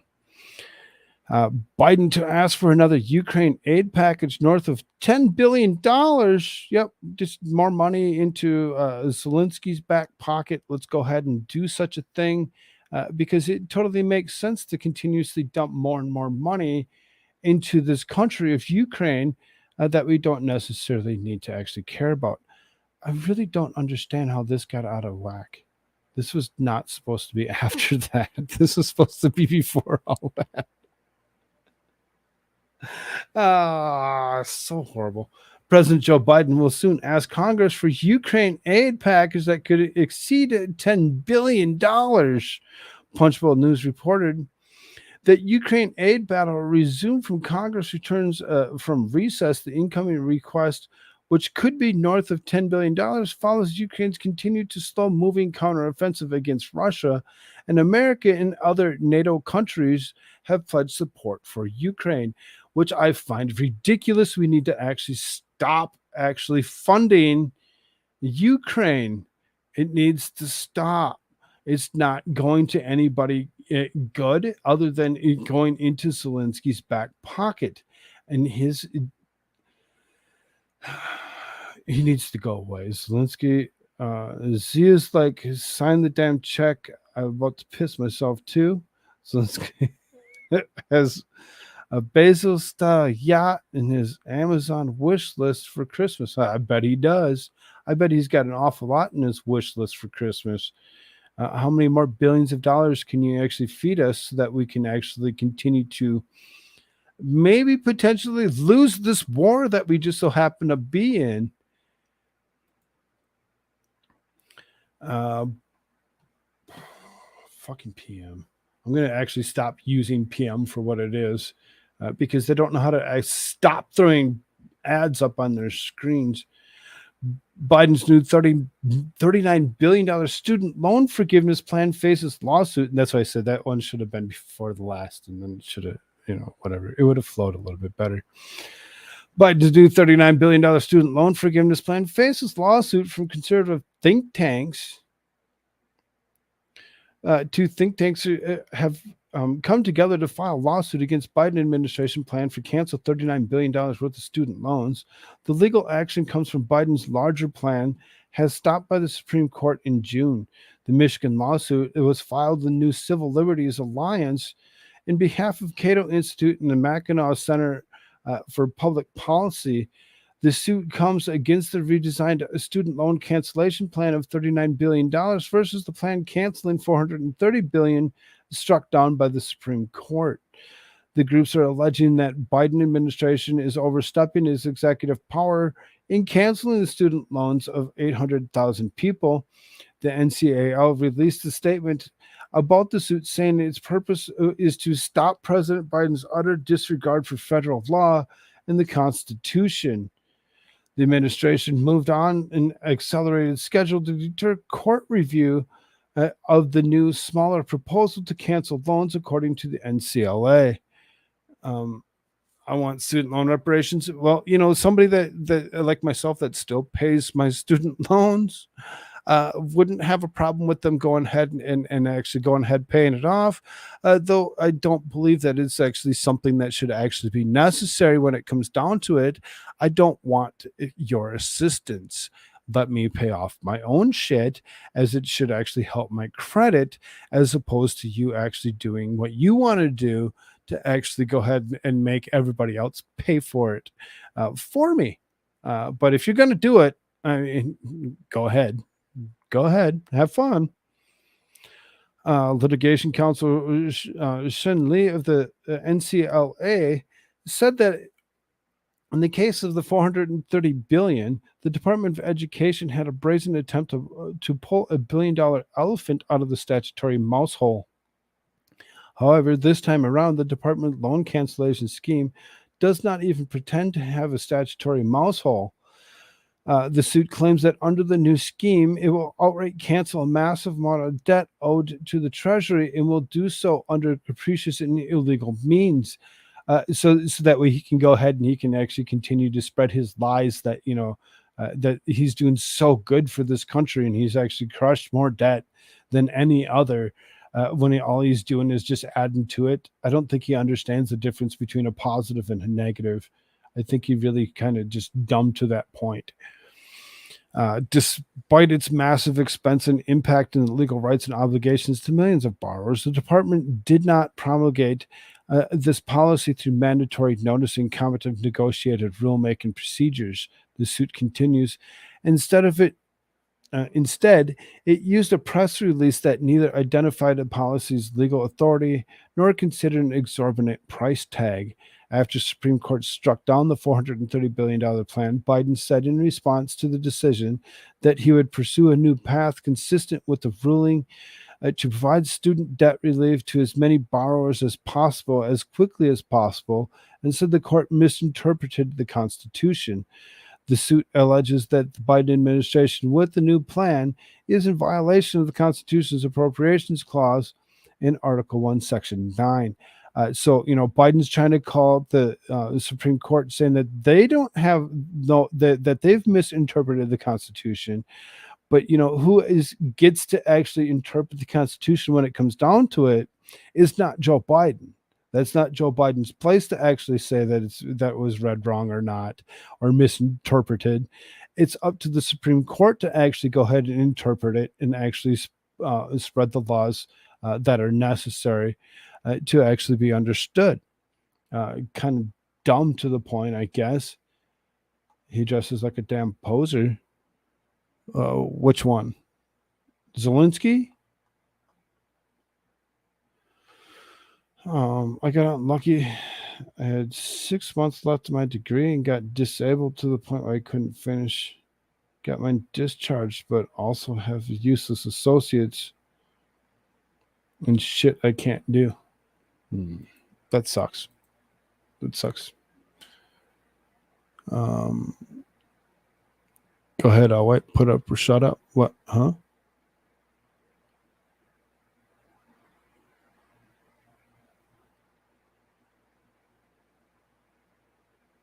Don't know what you're trying to get at there.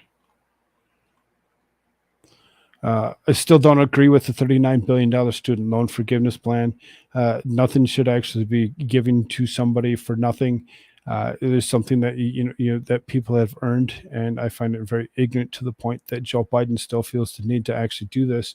That could have been another set of money that I could have actually put in that headline that I put up there for the 2.35 billion Taliban, 10 billion to Ukraine.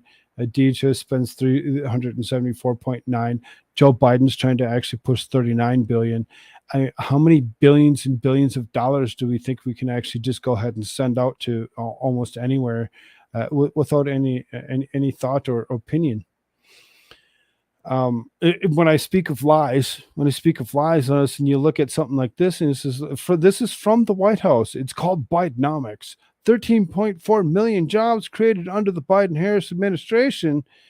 What a freaking lie! It's one of the biggest lies that continues to continue to tell us is that they created this many jobs.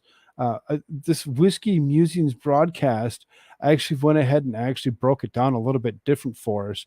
And I find it very interesting when we actually look at it and how things actually do work. 10 to 11 million jobs were regained after the first ever artificial economic shutdown in history. Bidenomics is highest inflation in 40 years and still higher than when he took office, highest interest rate in 22 years, second ever downgraded U.S. credit rating, first time in 2011 under Obama, highest housing cost in history, wages outpaced by inflation for 26 months. Americans have less savings, more credit burden, paying more for necessities and less money in their pockets. That's the real Bidenomics. And that's exactly what it comes down to. They did not create 13.4 million jobs. They reinstated 10 to 11 million of them, only creating maybe 3 or 2.4 to 3.4 of those jobs themselves. But they're going to actually try taking credit for something as they had created something to begin with for us to actually look at this in the long run. But this is when it comes down to it, they keep on pushing their ignorance over and over again. And it's horrible. It's horrible to actually see. Having the highest inflation in 40 years, that's amazing. That's amazing to actually think that he believes that he's actually done a good job for this country over and over again. I don't see it actually being a thing. I think this is something that we all really seriously need to wake up to and pay attention to. Is the stuff that they claim isn't always that. It's never really exactly that. It seems to be all too much untrue. But whatever.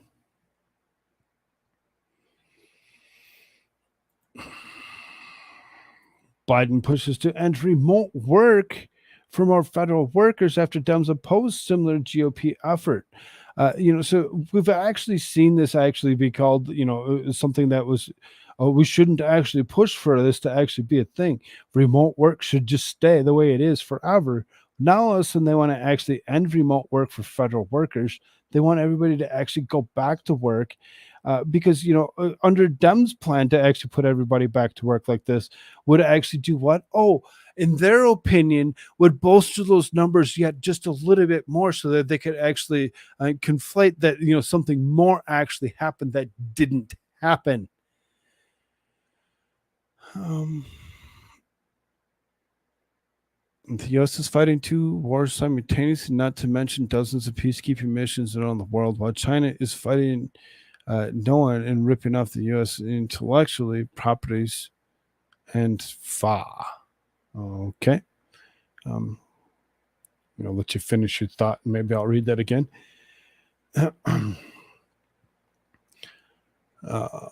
Buying houses of acres of farmland, thousands of acres of farmland. It's not just China. It's not just China that's buying up thousands of acres of farmland. You have to also look at the likeness of Bill Gates doing the same thing, who actually owns the most farmland in the United States, and he's not using it to actually farm because they don't want us to actually live. They want us to eat the bugs and be happy with absolutely nothing. President Joe Biden is pushing for federal agencies to end remote work for more federal workers after his own party overwhelmingly opposed a Republican House bill to do just that earlier this year. There were 205 House Democrats who voted against the stopping of Home Office Works Unproductive Problem Act for the Show Up Act, which passed the GOP-led House at the beginning of February. Under the legislation, federal agencies cannot implement expanded telework policies unless the Office of Personnel Management certifies that such policies will have a positive effect on the agency's mission and operational costs. Agencies would be able to allow teleworking only at pre-pandemic levels. The bill was not taken up for a vote in the Democrat-led Senate. Many Democrats have argued remote work options help the government stay competitive and retain employees. Democrat Reps Gary Conley of Virginia and John Sarbanes of Maryland introduced a bill in June 2022 that would have expanded teleworking within the federal government. Congress must ensure that the federal government has the tools and needs to compete with the private sectors for top talent. The reform included in the Telework Metrics and Cost Savings Act are critical to strengthening federal telework programs in the way that both captures some of the telework gains we made amid the pandemic, while also ensuring federal telework is deployed appropriately. This bill will help attract top talent to federal services regardless of their location. Representatives for Sarbanes and Connolly were not available for comment under publication in Biden's push to end remote work for more federal workers.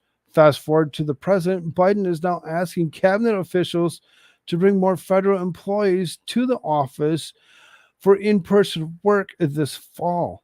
As we look towards the fall and with the end of the COVID public health emergency, your agencies will be implementing increases in the amount of in-person work for your team. White House Chief of Staff Jeff Zients wrote in each member of Biden cabinet on Friday, "This is a priority of the president. I'm looking to each of you to aggressively execute the shift." In September and October, Biden's policy directive to remote work has been greeted with criticism, with some pointing out that the president himself works from home at the White House. Says the guy who works from a home office and is because oh my god. That's what you're gonna point at? You're gonna point at the incompetent president and what he actually does from his own house? The White House? Are you kidding me? Stop it. Says the guy who works from the home office and has people fly him everywhere. I mean, what do you want him to do? I mean, I don't, I'm nowhere condone for any of this to actually continue, but you know, when it comes down to it, you need to have better reasoning behind it and why you think that we should actually stop what it is that we're doing. Why wrote Bonnie Anderson, another social media user, thought he cared about the environment and the pollution, etc. More cars driving to work. Who cares about pollution? Says another. It really seriously so ignorant to the point of actually going back to work. Go to work. Oh, why you don't want to actually go send your kid back to daycare? So you'd rather it not be a thing. User Martin Henry chimed in on the issue, writing, "Sure, make federal workers pay more for childcare. That will go over well." I mean, what are you going to do? Do you want your job? If you don't want your job, you want to actually sit at home and take care of your children. Do that. Quit thinking that you need to have a lot of money in a huge house. Not everybody needs a ton of money in a huge house to actually live. AFGE, which is the largest federal employee union, survived 3,100 of the members and found that 71% believe teleworking has increased productivity. A support, why? Because then you can show up to work whenever you want. You can actually sit there in your pajamas. You can be lazy. You can, if you decide to doze off, you doze off, as opposed to actually being forced to stay awake to actually do your job. Separate survey in May found that almost half of federal employees would consider quitting if the remote and hybrid teleworking schedules ended. House Oversight and Accountability Committee Chairman James Coomer, who sponsored the Show Up Act, has argued that telework policies have reduced the quality of government services. President Biden's unnecessary expansion of telework has crippled the ability of agencies to get their jobs done and created backlogs. Seniors have experienced delays in Social Security Administration. American taxpayers have struggled to get help from the IRS during tax filing season, and veterans have been unable to access their records to obtain care and benefits they have earned. Coomer said in a statement about the passage of Show Up legislation, Coomer's committee is pressing the Biden administration for documents related to the effectiveness of federal government remote work policies. The May 2023 request for documents related to the issues on Monday, central to the issue of concern that agencies and certainly the Office of Personnel Management do not know how many employees are teleworking or working remotely, or how often they do so. They wrote in a letter to cabinet officials. A recent Government Accountability Office study in federal building occupancy suggests that in some components of federal agencies, the vast majority of employees are not coming to the office on a regular basis. Indeed, some agencies' headquarters reported occupancy rates as low as 9%. Go back to work. quit saying, "Oh, I don't want to go back. I want to actually stay as a home teleworker. I don't want to go back to work because if I have to go to back to work in any way, shape, or form, I may just quit my job because I really actually like sitting home. I'd rather sit home instead of actually doing any of that." So, I mean, it was slammed at the beginning of the year as being a bad thing when. When the House actually was taken over by Republicans, it was slammed as being a bad thing because they made it that everybody that was working in Congress actually had to go back to work. If you didn't go back to work, your vote didn't get counted. You must be present, not under these proxy rules that Nancy Pelosi had put into place. And now it's like, oh, all federal workers go back to work. You've been slacking for too long. You've been getting away with something that you didn't need to get away with for way too many years. Now it's time to go back to work. Go back to work. Just do it. That's all that's needed. Where am I at? Just about 2 hours. Elise Stefanik moves to end Biden's un-American censorship agenda. This is unconstitutional violation of our First Amendment. Reps Jim Jordan, Elise Stefanik, and others House Republicans are supporting multi-state lawsuit that seeks to end Democratic President Joe Biden's efforts to censor the American people. Stop censoring us. Stop telling us what we can use, what we can say, what we can't say. We should all be able to say all words in our own opinion without somebody trying to tell us what we can and can't do. It's so ignorant and stupid to the point that they're actually, you have to actually take a couple representatives to actually push push for such a thing to actually be it's something that's supposed to be protected under the First Amendment anyway. It's no reason that we should have to actually try to push for this to actually be, something to work towards at all. Just give us all free speech. Let us all say what we want, when we want, how we want, and let it be just that.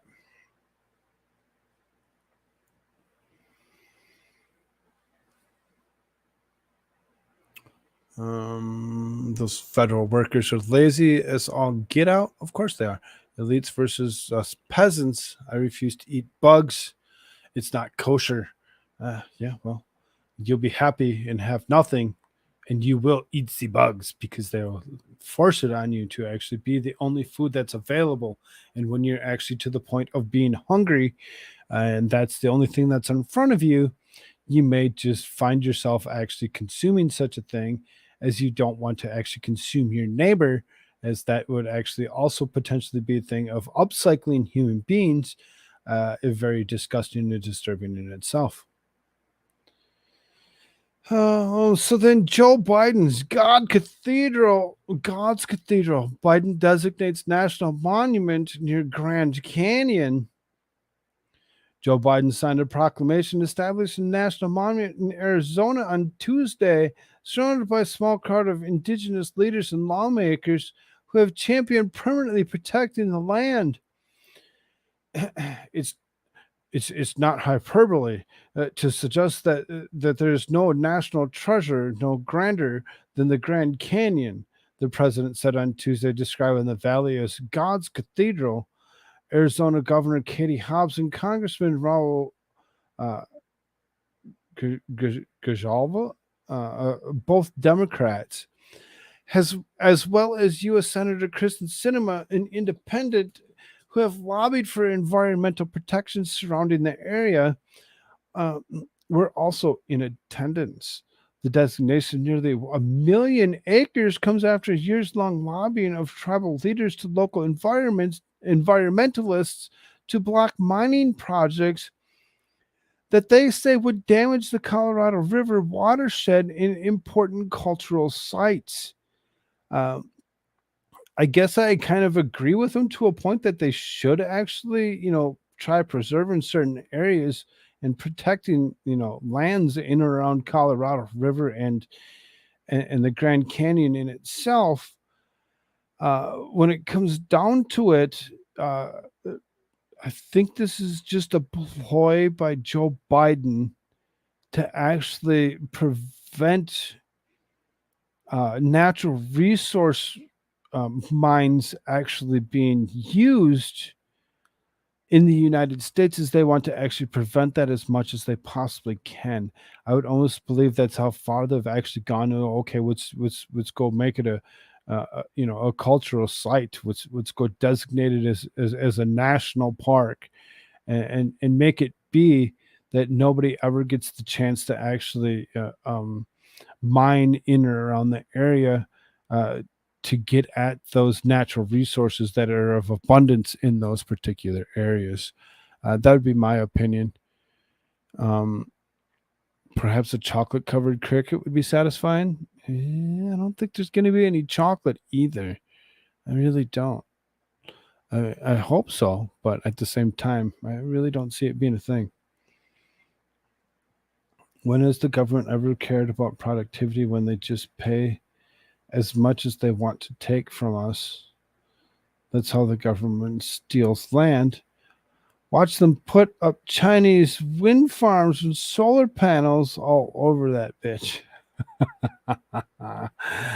If it's actually considered national or territories or whatever, I really seriously, I think that actually prevents that from actually occurring.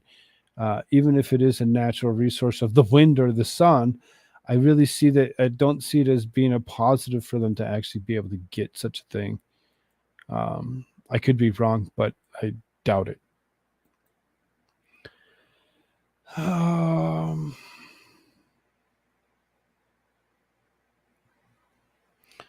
So then, okay, let's do this. Let's go watch this. Watch Raskin actually speak.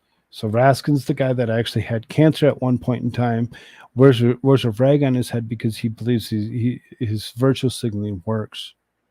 A congressman, my father, may rest in peace, used to talk about your party and a specific burden that he referred to as the burden of being better. And, if you want to be in a battle to the bottom of the Republican... Oh, you can't hear that.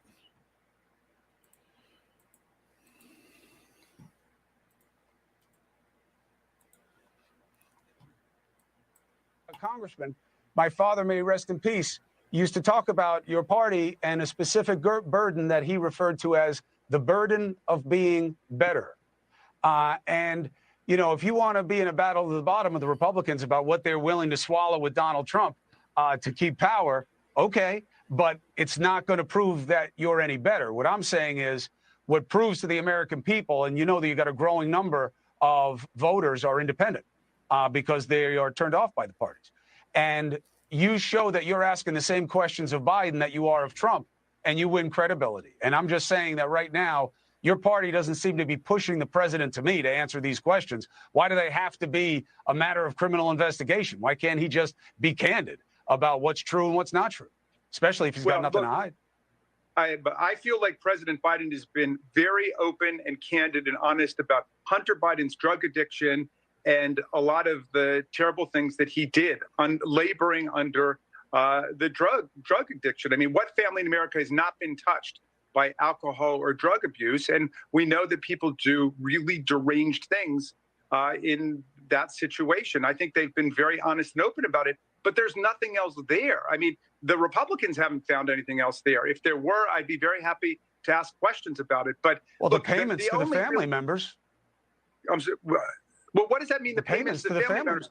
As far as I know, Hunter Biden made a bunch of business deals, which is lawful, which a lot of family members have done, Republican, Democrat, other political families, they've done the same thing. And he had it, the money diverted into different funds. I don't know there's an allegation of any crime there. But what is the crime that's being asserted?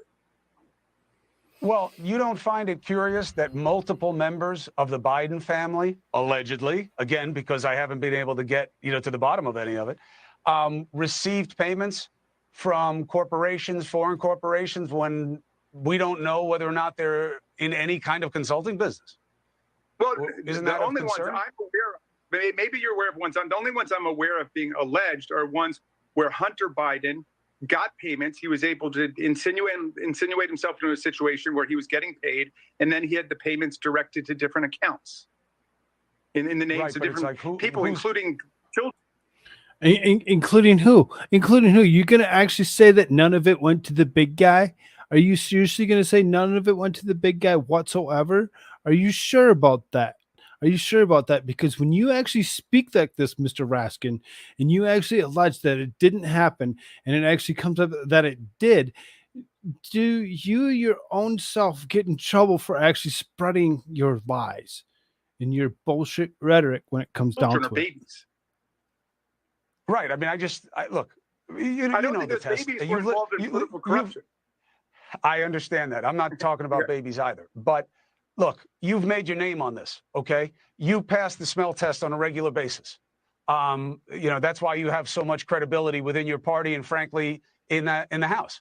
It's a smell test. If you got payments going to a lot of people, just explain it. I'm not saying it's criminal. I don't believe in this standard of if it's not a felony, it's fine. Guys like you have lived your whole life not getting your pockets filled up when there have been millions of people who have approached you with different ways that it would have been okay. Raskin doesn't have money in his pockets. Are you sure Raskin doesn't have any money in his pockets when it comes down to it? I would almost think that Raskin probably does have a lot of money that's actually pushed into his pockets through plenty of investors when it comes down to it. I would almost assume that he has a lot more than some, as he's actually been around for quite some time. Let's take a quick glance here. Let's take a quick glance to see Jamie Raskin.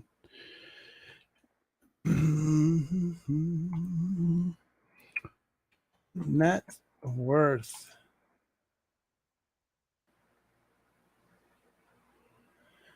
Oh, Jamie Raskin's estimated net worth as of 2018 is $4,162,036. Really? You don't believe that he has any money funneled into him in any way, shape, or form? Oh, okay. Sure. I don't believe you. Okay, you've chosen not to. Why? The smell test.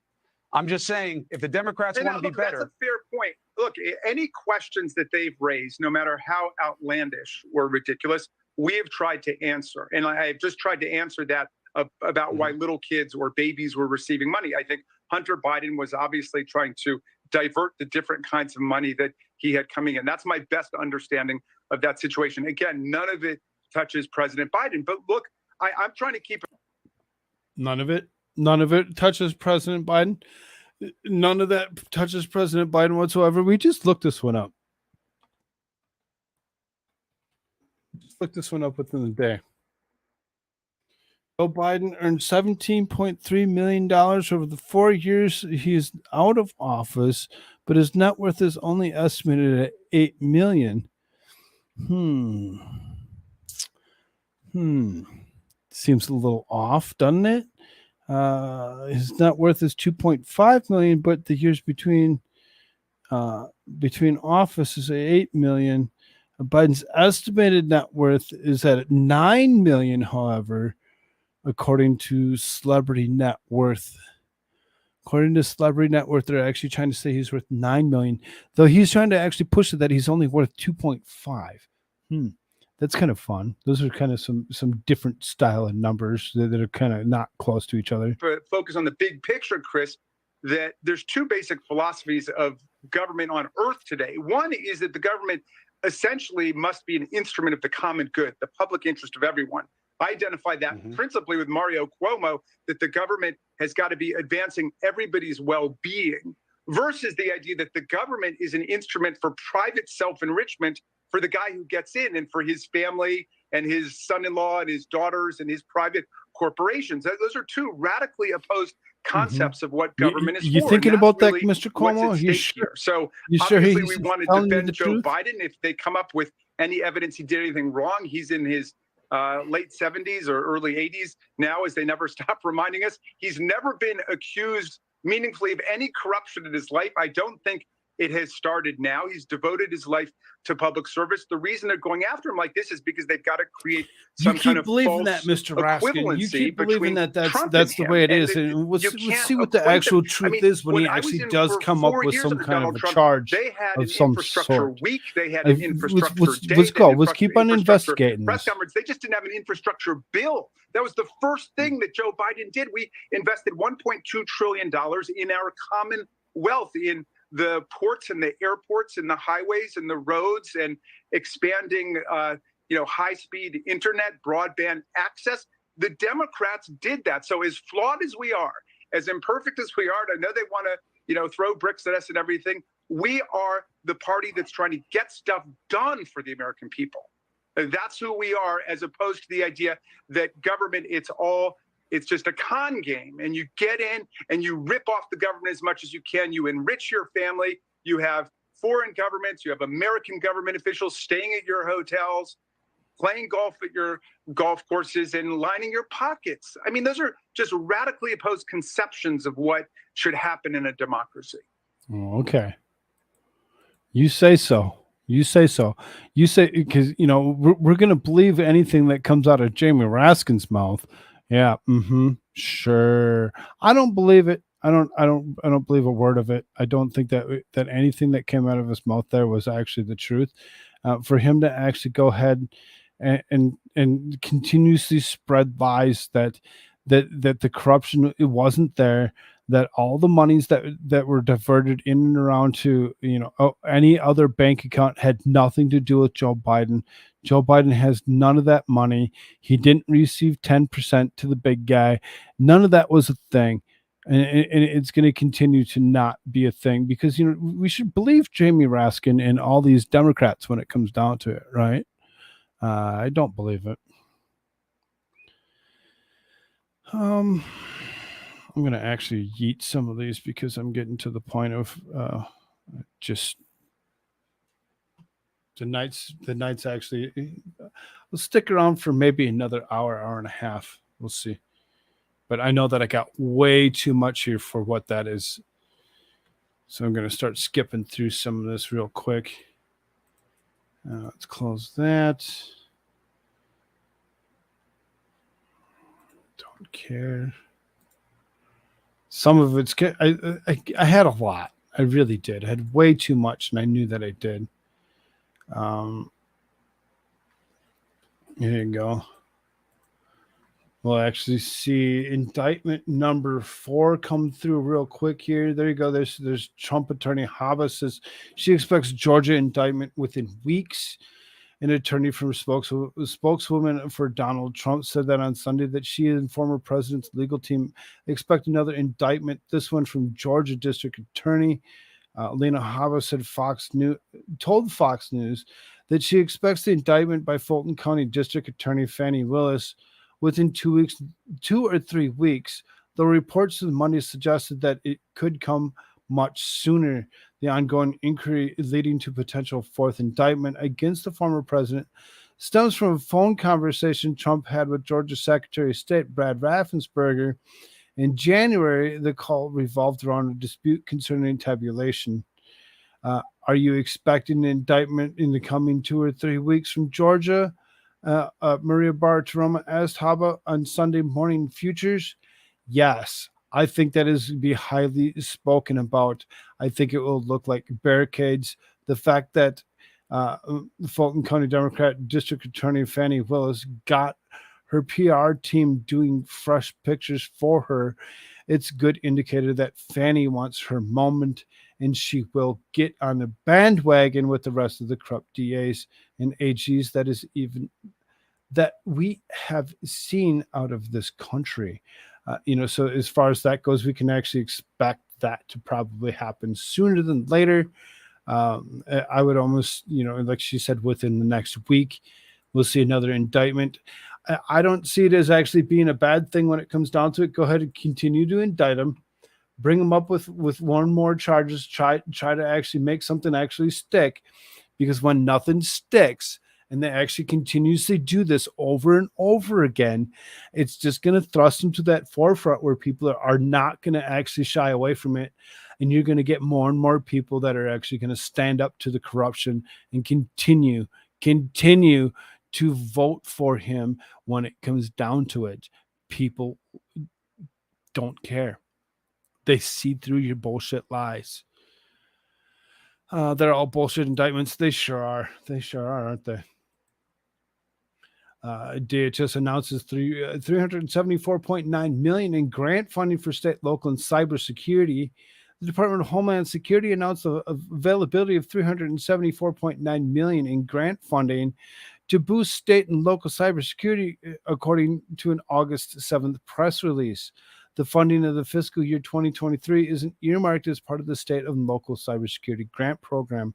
The program is aimed at addressing escalating cyber threats, targeting critical infrastructure and public safety, and seeks to enhance cyber resilience among state, local, and territorial governments across the United States. According to the Department of Homeland Security, the program, now in its second year, represents a novel initiative designed to fortify cybersecurity measures for SLT governments.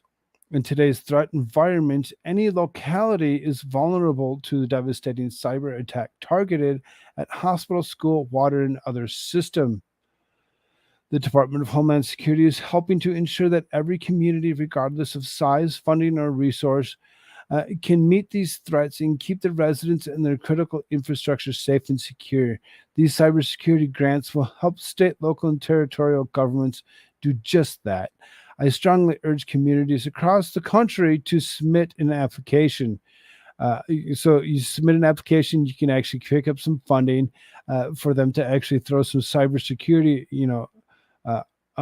grants at us to actually bolster our security, to keep our infrastructure more safe and secure. Really seriously sounds like you'd rather apply for something so that you can have some more overreach.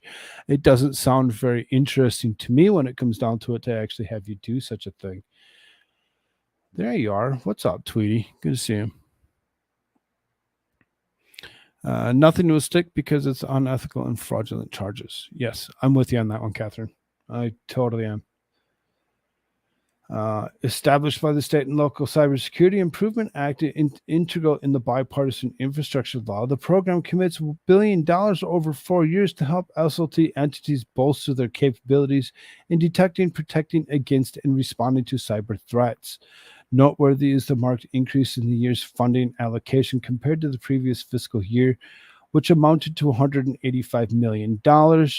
According to the press release, its financial commitment underscores the collaborative approach of both the administration and Congress in addressing cybersecurity concerns.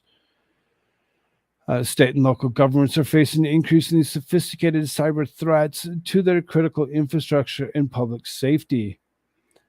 As the nation's cyber defense agency, CISA, is pleased to make available yet another tool that will help strengthen cyber defenses in communities across the nation and bolster our collective cybersecurity. Get right into all of our stuff and actually go ahead and have oversight over almost everything so you can actually see what is actually happening. I don't really see this as actually being a good deal, but okay, sure. Let's apply for it. Let's go ahead and spend the $374.9 million in your own communities to actually bolster cybersecurity efforts.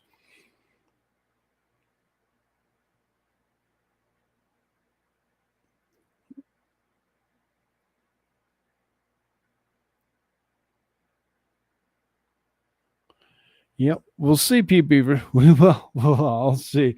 There's going to be something interesting, especially when they actually decide to actually take it to the level of actually being something that we need to actually potentially worry about when it comes down to it.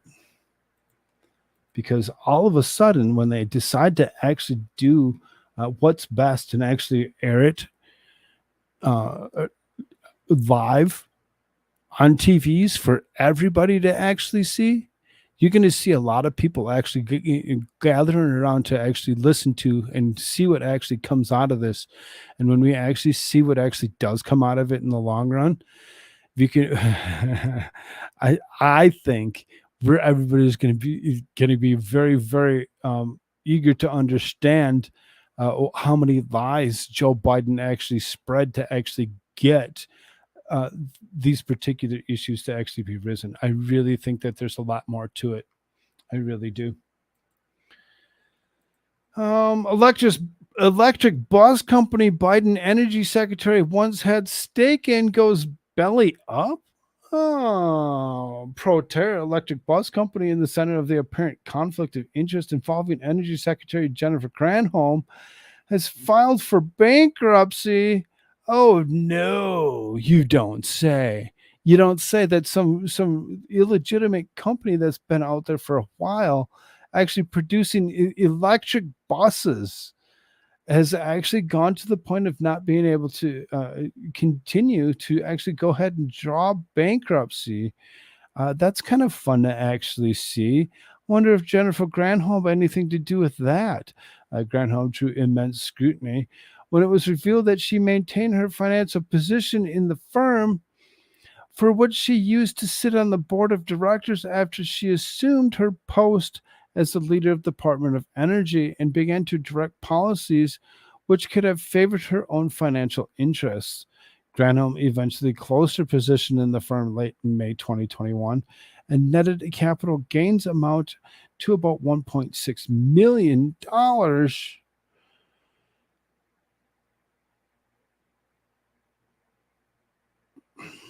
Granholm did not sell her shares in the company until after the House Oversight Committee opened an investigation into the apparent conflict of interest earlier in May of 2021. Additionally, Granholm was alleged to have violated the Stock Act 9 times in 2021. In fact, the Department of the DOE spokesperson said, Department of Energy, said at the time was attributable to an inadvertent clerical oversight. Yes, you're the only one that has an inadvertent clerical oversight, but not any other person that's in government or even in this particular uh, um, cabinet at all. No. It's just inadvertent clerical oversights over and over again for every single one of them.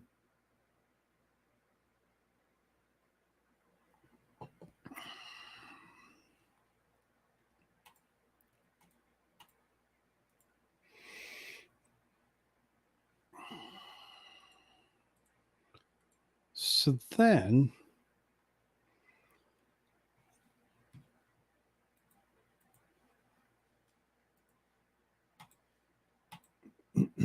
Massachusetts governor declares emergency over immigrants. This is a national issue. Sanctuary state Massachusetts is the latest to declare a state of emergency over its inability to handle thousands of immigrants who have arrived after being released from federal custody at the United States-Mexico border. This is a national issue that demands a national response. Mayor Healy, governor of Massachusetts, said during a press conference on Tuesday morning, today, I'm declaring a state of emergency for Massachusetts.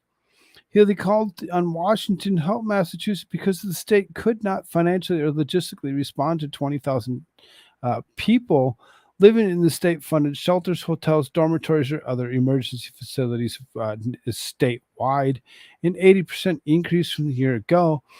The state's 1983 right to shelter law maintains that any family, regardless to immigration status, is guaranteed to immediate state-provided housing. Immediate state-provided housing.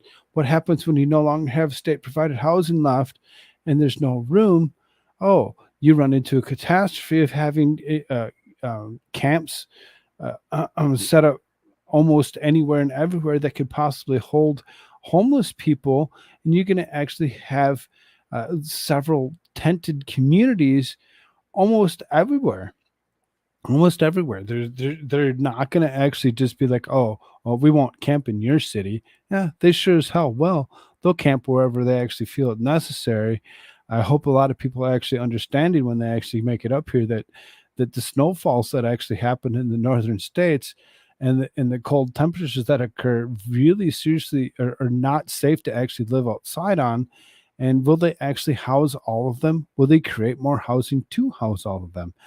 Yes, I do believe this is an actual national emergency that we need to actually look at and pay attention to, because for her to actually go ahead and do this is one thing. We need other states to also step up to that issue and actually start doing the same, so that we can actually make it a larger national emergency than they actually believe it actually is. Because this current administration believes it's okay for you to actually come up here to seek a better life. As illegal as possible without repercussion. They don't really care. Let's go. Let's have some fun, and we'll see how long everybody lasts. There's going to be some issues in the near future if we keep on allowing more and more people to actually enter this country the way we've had been. I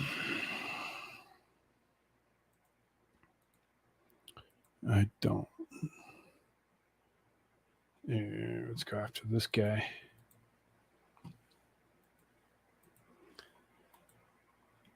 Breaking: DeSantis fires campaign manager as low polling continues. The presidential campaign in Florida, Governor Ron DeSantis made a sudden announcement Tuesday that it would replace campaign manager Generia Peck and James Uthremeyer, the governor's longtime chief of staff, in a shakeup that's sure to spread concern over the campaign's direction and strategy weeks after its much-touted reset. Uthmeyer, despite earning the governor's trust during this first term, has no experience leading the political campaign, much less the national one. He will be advised by Peck during the transition. The campaign said in a press release announcing the change. In a statement to the messenger, Uthmeyer shied away from using the term reset to describe the DeSantis campaign's latest change, preferring to call it a change to reload. People have written Governor DeSantis' obituary many times from his race against established primary candidate Adam Putnam in his victory over legacy media favorable candidate Andrew Gilliam, and his 20-point win over Charlie Crist in 2022. Governor DeSantis has proven that he knows how to win. He's breaking records in fundraising and has a supporting super PAC of over $100 million from the bank. His incredible ground game. Get ready. But, when you actually continuously go ahead and reset and get rid of people, are you sure that they're the reason that you need to actually get rid of them? Or are you sure you're not the reason that you should just get rid of them? Because, when it comes down to it, it could be something to actually pay attention to.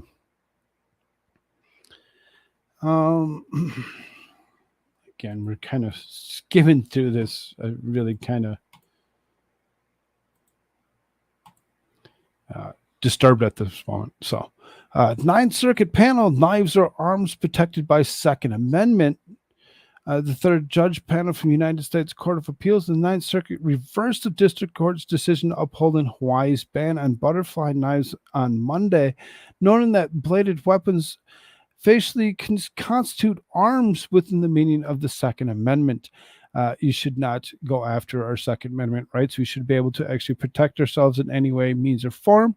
And when it comes down to it, to actually ban any particular knife because you don't like how it's actually worked or how it actually functions, it does the same thing as any other knife. That's for us to throw any laws or regulations on them is the same as actually throwing laws and regulations on all of our guns that we all appreciate oh so much. Massive 2020. That's a Michigan thing. Let's skip that. Patriot Front lawsuit seeks to decimate the group. Oh, the feds are going to decimate themselves. Oh, sounds good. glad that they're going to actually go ahead and remove what they call this right-wing nationalist group of Patriot Front, which isn't even a right-wing nationalist group. It's actually feds, glowies. It's very fun for us to actually believe that they're anything different than that. But so glad that they're going to actually go to the point of decimating themselves and not being existent. Maybe they should actually go back to actual work.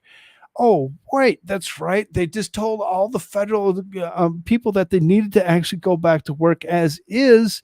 So while all the federal employees that go back to work and have to go back to work, they can no longer go out dressed alike in March, as it be. Oh, fun. Okay. Corrupt Harris County Judge Lena Hidalgo checks herself into a treatment facility for clinical depression. Of course she does. Of course she does. Because, she looks very clinically depressed to me. Go for it. Go away.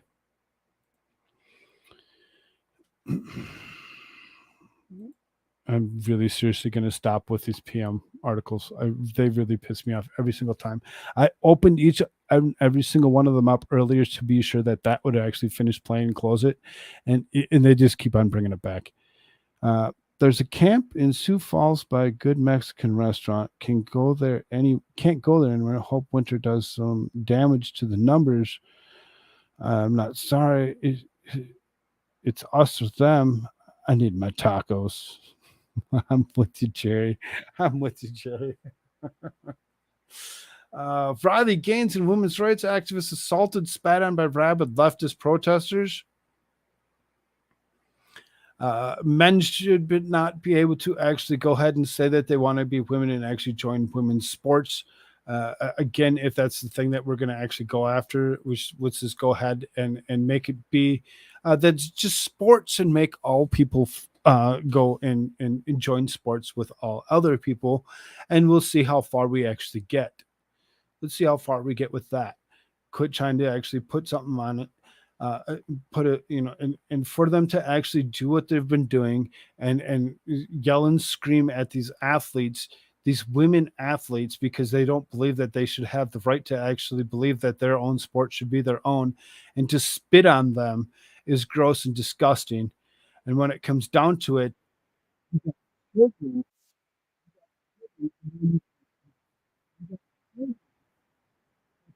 he's swearing at, flipping off, spitting at, and trying to tell them that they can or can't do what they wish. I wish one of them would have actually spit on the police officer and see how far they would have gotten. Renowned evolutionary biologist debunks gender ideology. Sex really is binary. The reason that this is just after that is because it goes along with the same instance. You actually have this particular scientist, Richard Dawkins, is renowned evolutionary biologist, an actual biologist. Remember, we had Ketanji Brown Jackson actually tell us that she wasn't a biologist. She couldn't tell us what the difference was.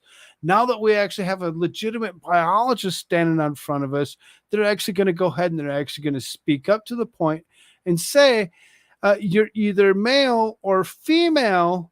Thank you to the biologist for pointing out that fact. Awesome. Glad that we actually finally learned the truth from a biologist. Thank you for telling us and clarifying for us. So much appreciated. What's up, Bernie Mac? Good to see you. I'm glad for the common ground to be had. There's enough dispute to go around. These days, one side is clearly wrong on every topic, but is also unfortunately in control. Yeah, let's look at who's actually in control and actually go ahead with your thought there. Yes, them Democrats. Emails show New York Times collaborating with state government to target Orthodox Jews. Oh, fun. There you go. Let's go after the Orthodox Jews and see how far we get. Not like that's never been done before. Let's continue to repeat history over and over again and just say that that's never happened before. Fellow atheist as well, so listen to him. He's right about both. She doesn't know the difference between a man and a woman. She should have been disqualified. I agree. I agree. Summer on strikes. Los Angeles city workers join Hollywood in hotel staff in stoppages. Oh, really? How many people are going to actually quit and stand there? A local 721 is leading more than 11,000 Los Angeles members on a strike that will see sanitation workers, mechanics, traffic officers, and others not show up for their posts. Oops. If the streets weren't already dirty and nasty enough, now your sanitation workers and mechanics are no longer going to show up because they're on strike.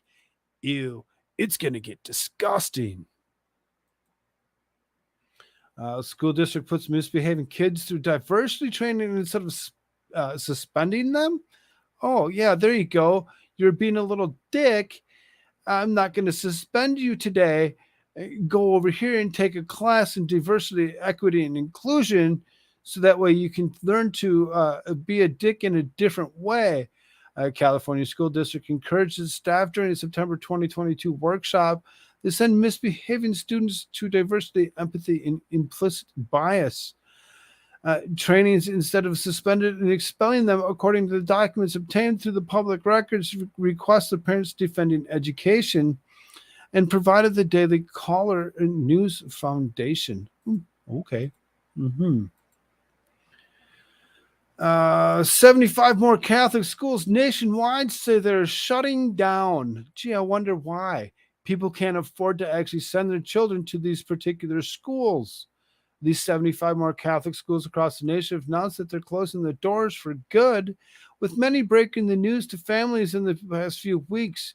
Most of the closures have been the major cities such as Philadelphia, Boston, Cincinnati. In New York City alone, the Catholic Archdiocese of New York closed 12 schools at the end of the academic year, laying the blame on shifting demographics and lower enrollment, exacerbated by COOF. Some of the schools are now permanently closed, were well known and had rich histories. Cambridge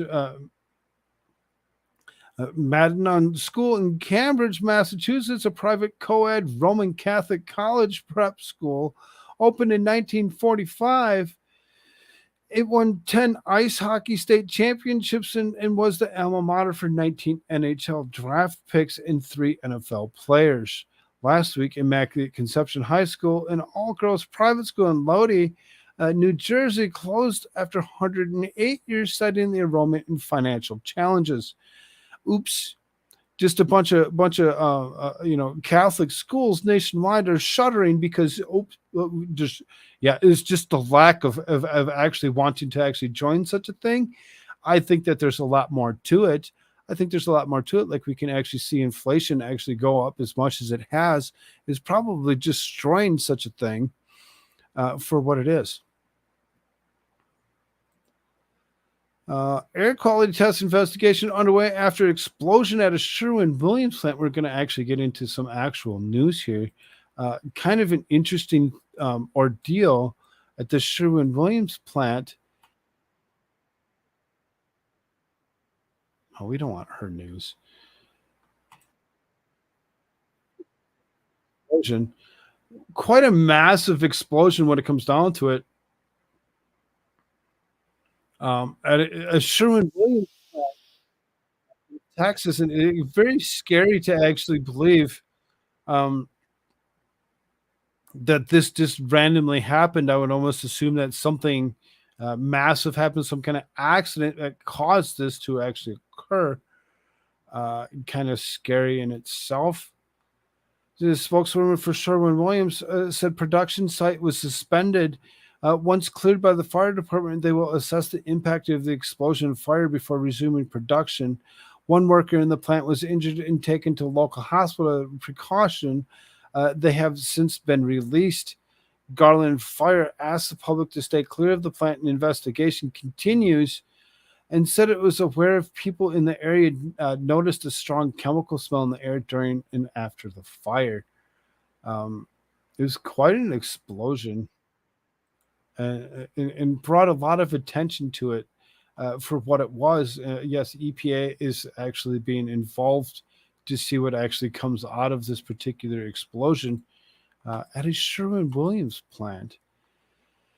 Man baptizes himself while allegedly robbing a church.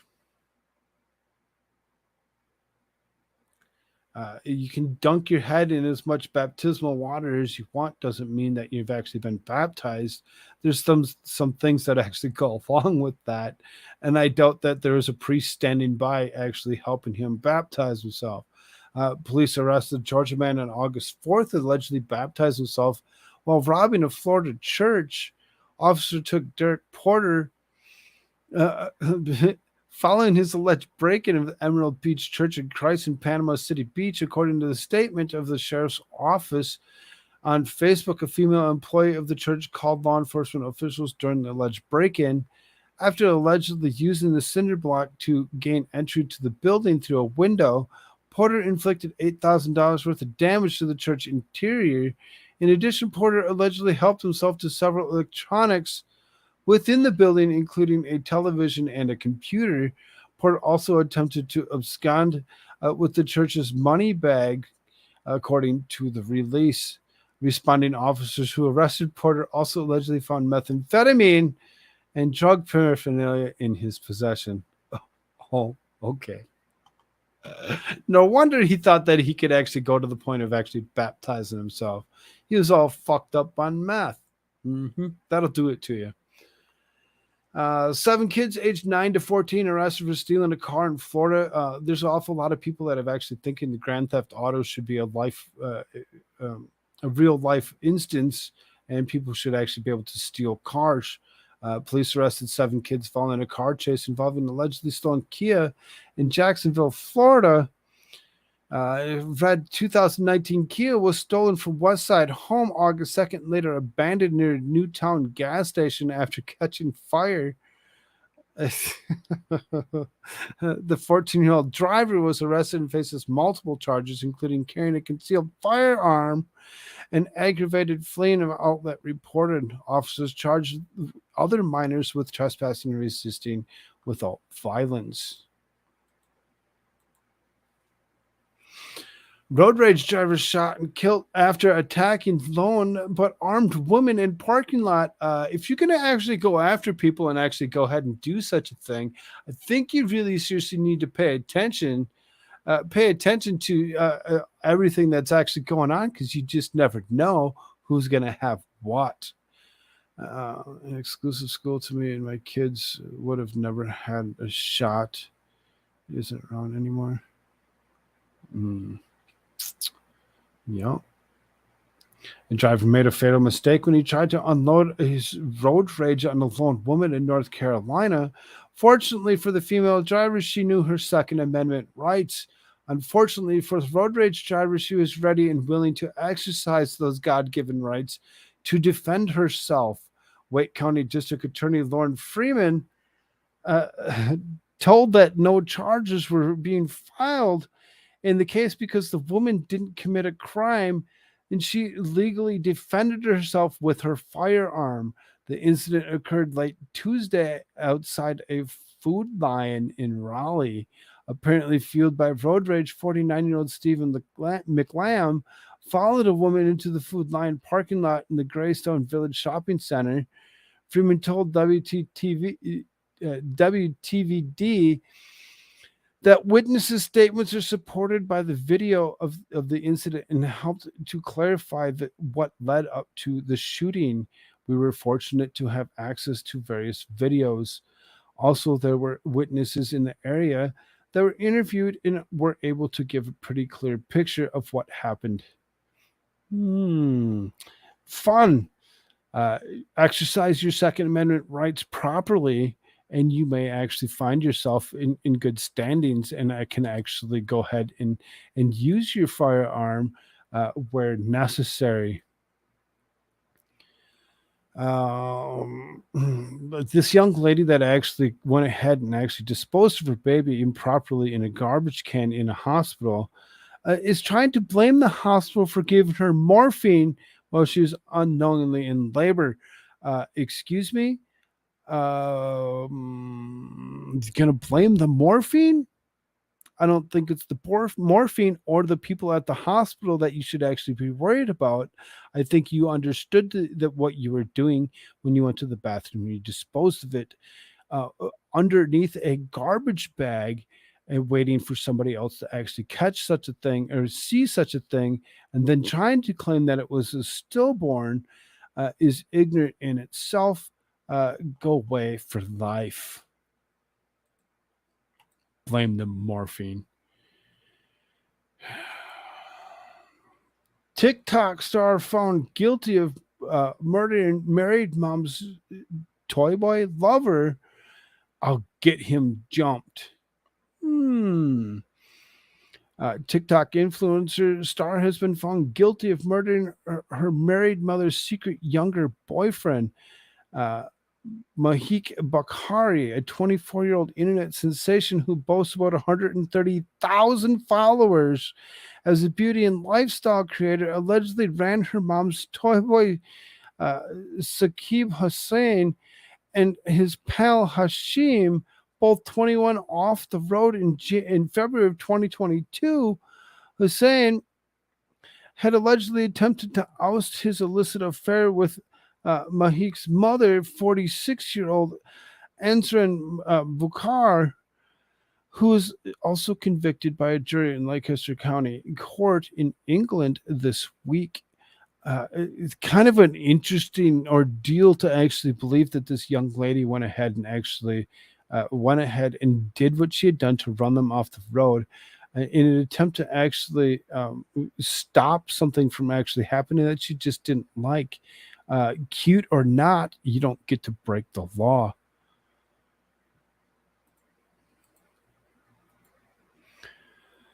I'm going to skip it. There's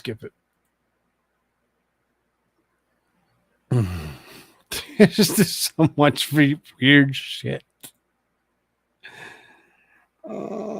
Again, not really in the mood right now. I'm not feeling right.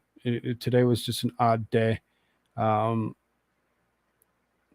behind viral motherfucker is back is not real. Meltdown video identified police records revealed true events. This lady that was on the airplane that was actually saying this motherfucker's not real has been identified. The viral clip, which has garnered millions of views in social media platforms, shows a frantic woman yelling while standing in an aisle of an airplane, "I'm getting the fuck off." And there's a reason why. I'm telling you right now, that motherfucker back there is not real. At that point, many of the passengers turn their heads to look down the aisle where a flight attendant is walking, and you can sit in the plane and you can fucking die with him or not. I'm not going to. One passenger casually says bye as the woman leaves. While the video depicts a woman in seemingly panicked state making wild allegations about supposed not real person in the back seat, that official police report tell is a rather different story. After a month, the woman in the viral video is identified as Tiffany Gomez, a marketing executive from Dallas. Gomez, who boarded the flight in Fort Worth to Orlando on July 2nd when the incident occurred. According to the police report, Gomez's unexpected outburst was reportedly instigated by an argument with family members she was traveling with. She accused them of stealing her AirPods. Following the accusation, Gomez further alarmed passengers and crew by claiming that the aircraft was not safe and wouldn't make it to its destination. Finally identified after 3 weeks. Yep. The female then started claiming that the aircraft was unsafe and did not want the aircraft to leave because she believed it would not reach its destination. Due to the statements, and the flight attendants felt the aircraft needed to be rescreened. They explained that the passenger was denied boarding and they wanted her escorted to a public side. TSA personnel arrived at the scene to conduct a full rescreening of the aircraft.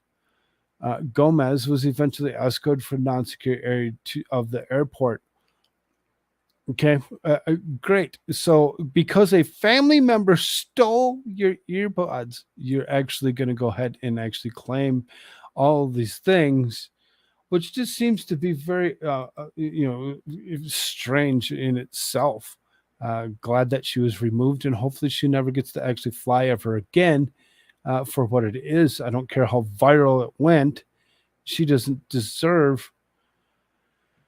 She doesn't deserve to actually be able to have that right. I don't think, in my opinion. Really getting down to the end of this. I'm just kind of skimming through this as fast as I can. Anheuser-Busch selling off 8 craft beer brands as Bud Light boycott continues.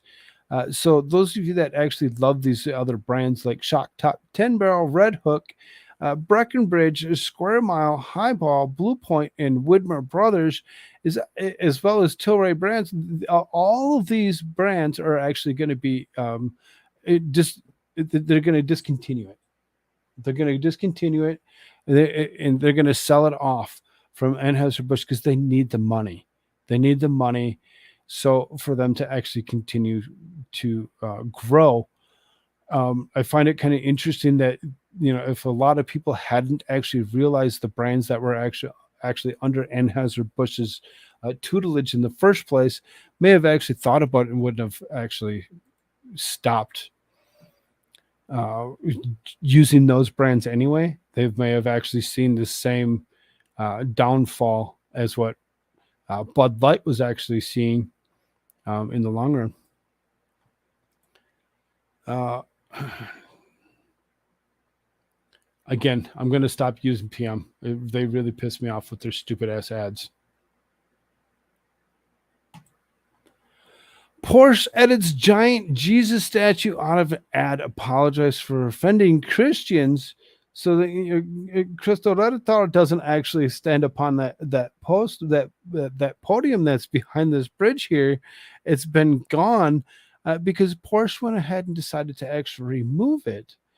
It says high-end car brand Porsche is getting backlash after it released advertisement that edited out Cristo, the largest statue of Jesus Christ that overlooks Lisbon, Portugal, in celebration of the 60 years of Porsche's 911 model. The advertisement without the Jesus statue was deleted in the Porsche's YouTube channel and replaced with one of the statue intact. A Twitter user pointed out the deletion on Saturday. Oh, look at that. They deleted it. They removed it on purpose. They removed it on purpose for their own advertisement, as they didn't feel they wanted it there, and now they're actually catching backlash. I'm glad they're actually catching backlash for what it is, and they should have actually caught backlash for it anyway, as it's wrong to actually go against anybody's religious beliefs. In my opinion, everybody should have the right to their own beliefs through and through. So then, a powerful storm kills 2 people and leaves 1.1 million without power in eastern U.S. It seems as though the eastern U.S. has actually caught quite a big storm. It seems as several states were actually were hit. So this is 15-year-old boy arrived at his grandparents' house during the storm and struck and killed when a tree fell on him as he got out of a car. So then it actually had a list. They update this. They did. Here it is. 1.1 million customers without power across Alabama, Georgia, South Carolina, North Carolina, Maryland, Delaware, New Jersey, Pennsylvania, Tennessee, West Virginia, and Virginia. It seems as there's an awful lot of people that were out without power for quite some time. They've actually restored the power from the way it's actually been, the way it's actually sounded for the most. And it's just a very, very damaging storm that actually pushed itself in through that area. I hope everybody's okay and safe if they actually live in around those areas. One last thing. Grand Canyon shit. We already went through the Grand Canyon. We don't need to actually hear him his ignorance. Like I said, I'm not really in the mood right now. I'm kind of disturbed for what it is. If you haven't done so already, please hit like buttons, share this stuff out to everybody, let them know where we're at. I will try being in a better mood tomorrow and see if we can't actually do a better job. I do appreciate you all so much for being here. Please again hit that like button. Love y'all. Later.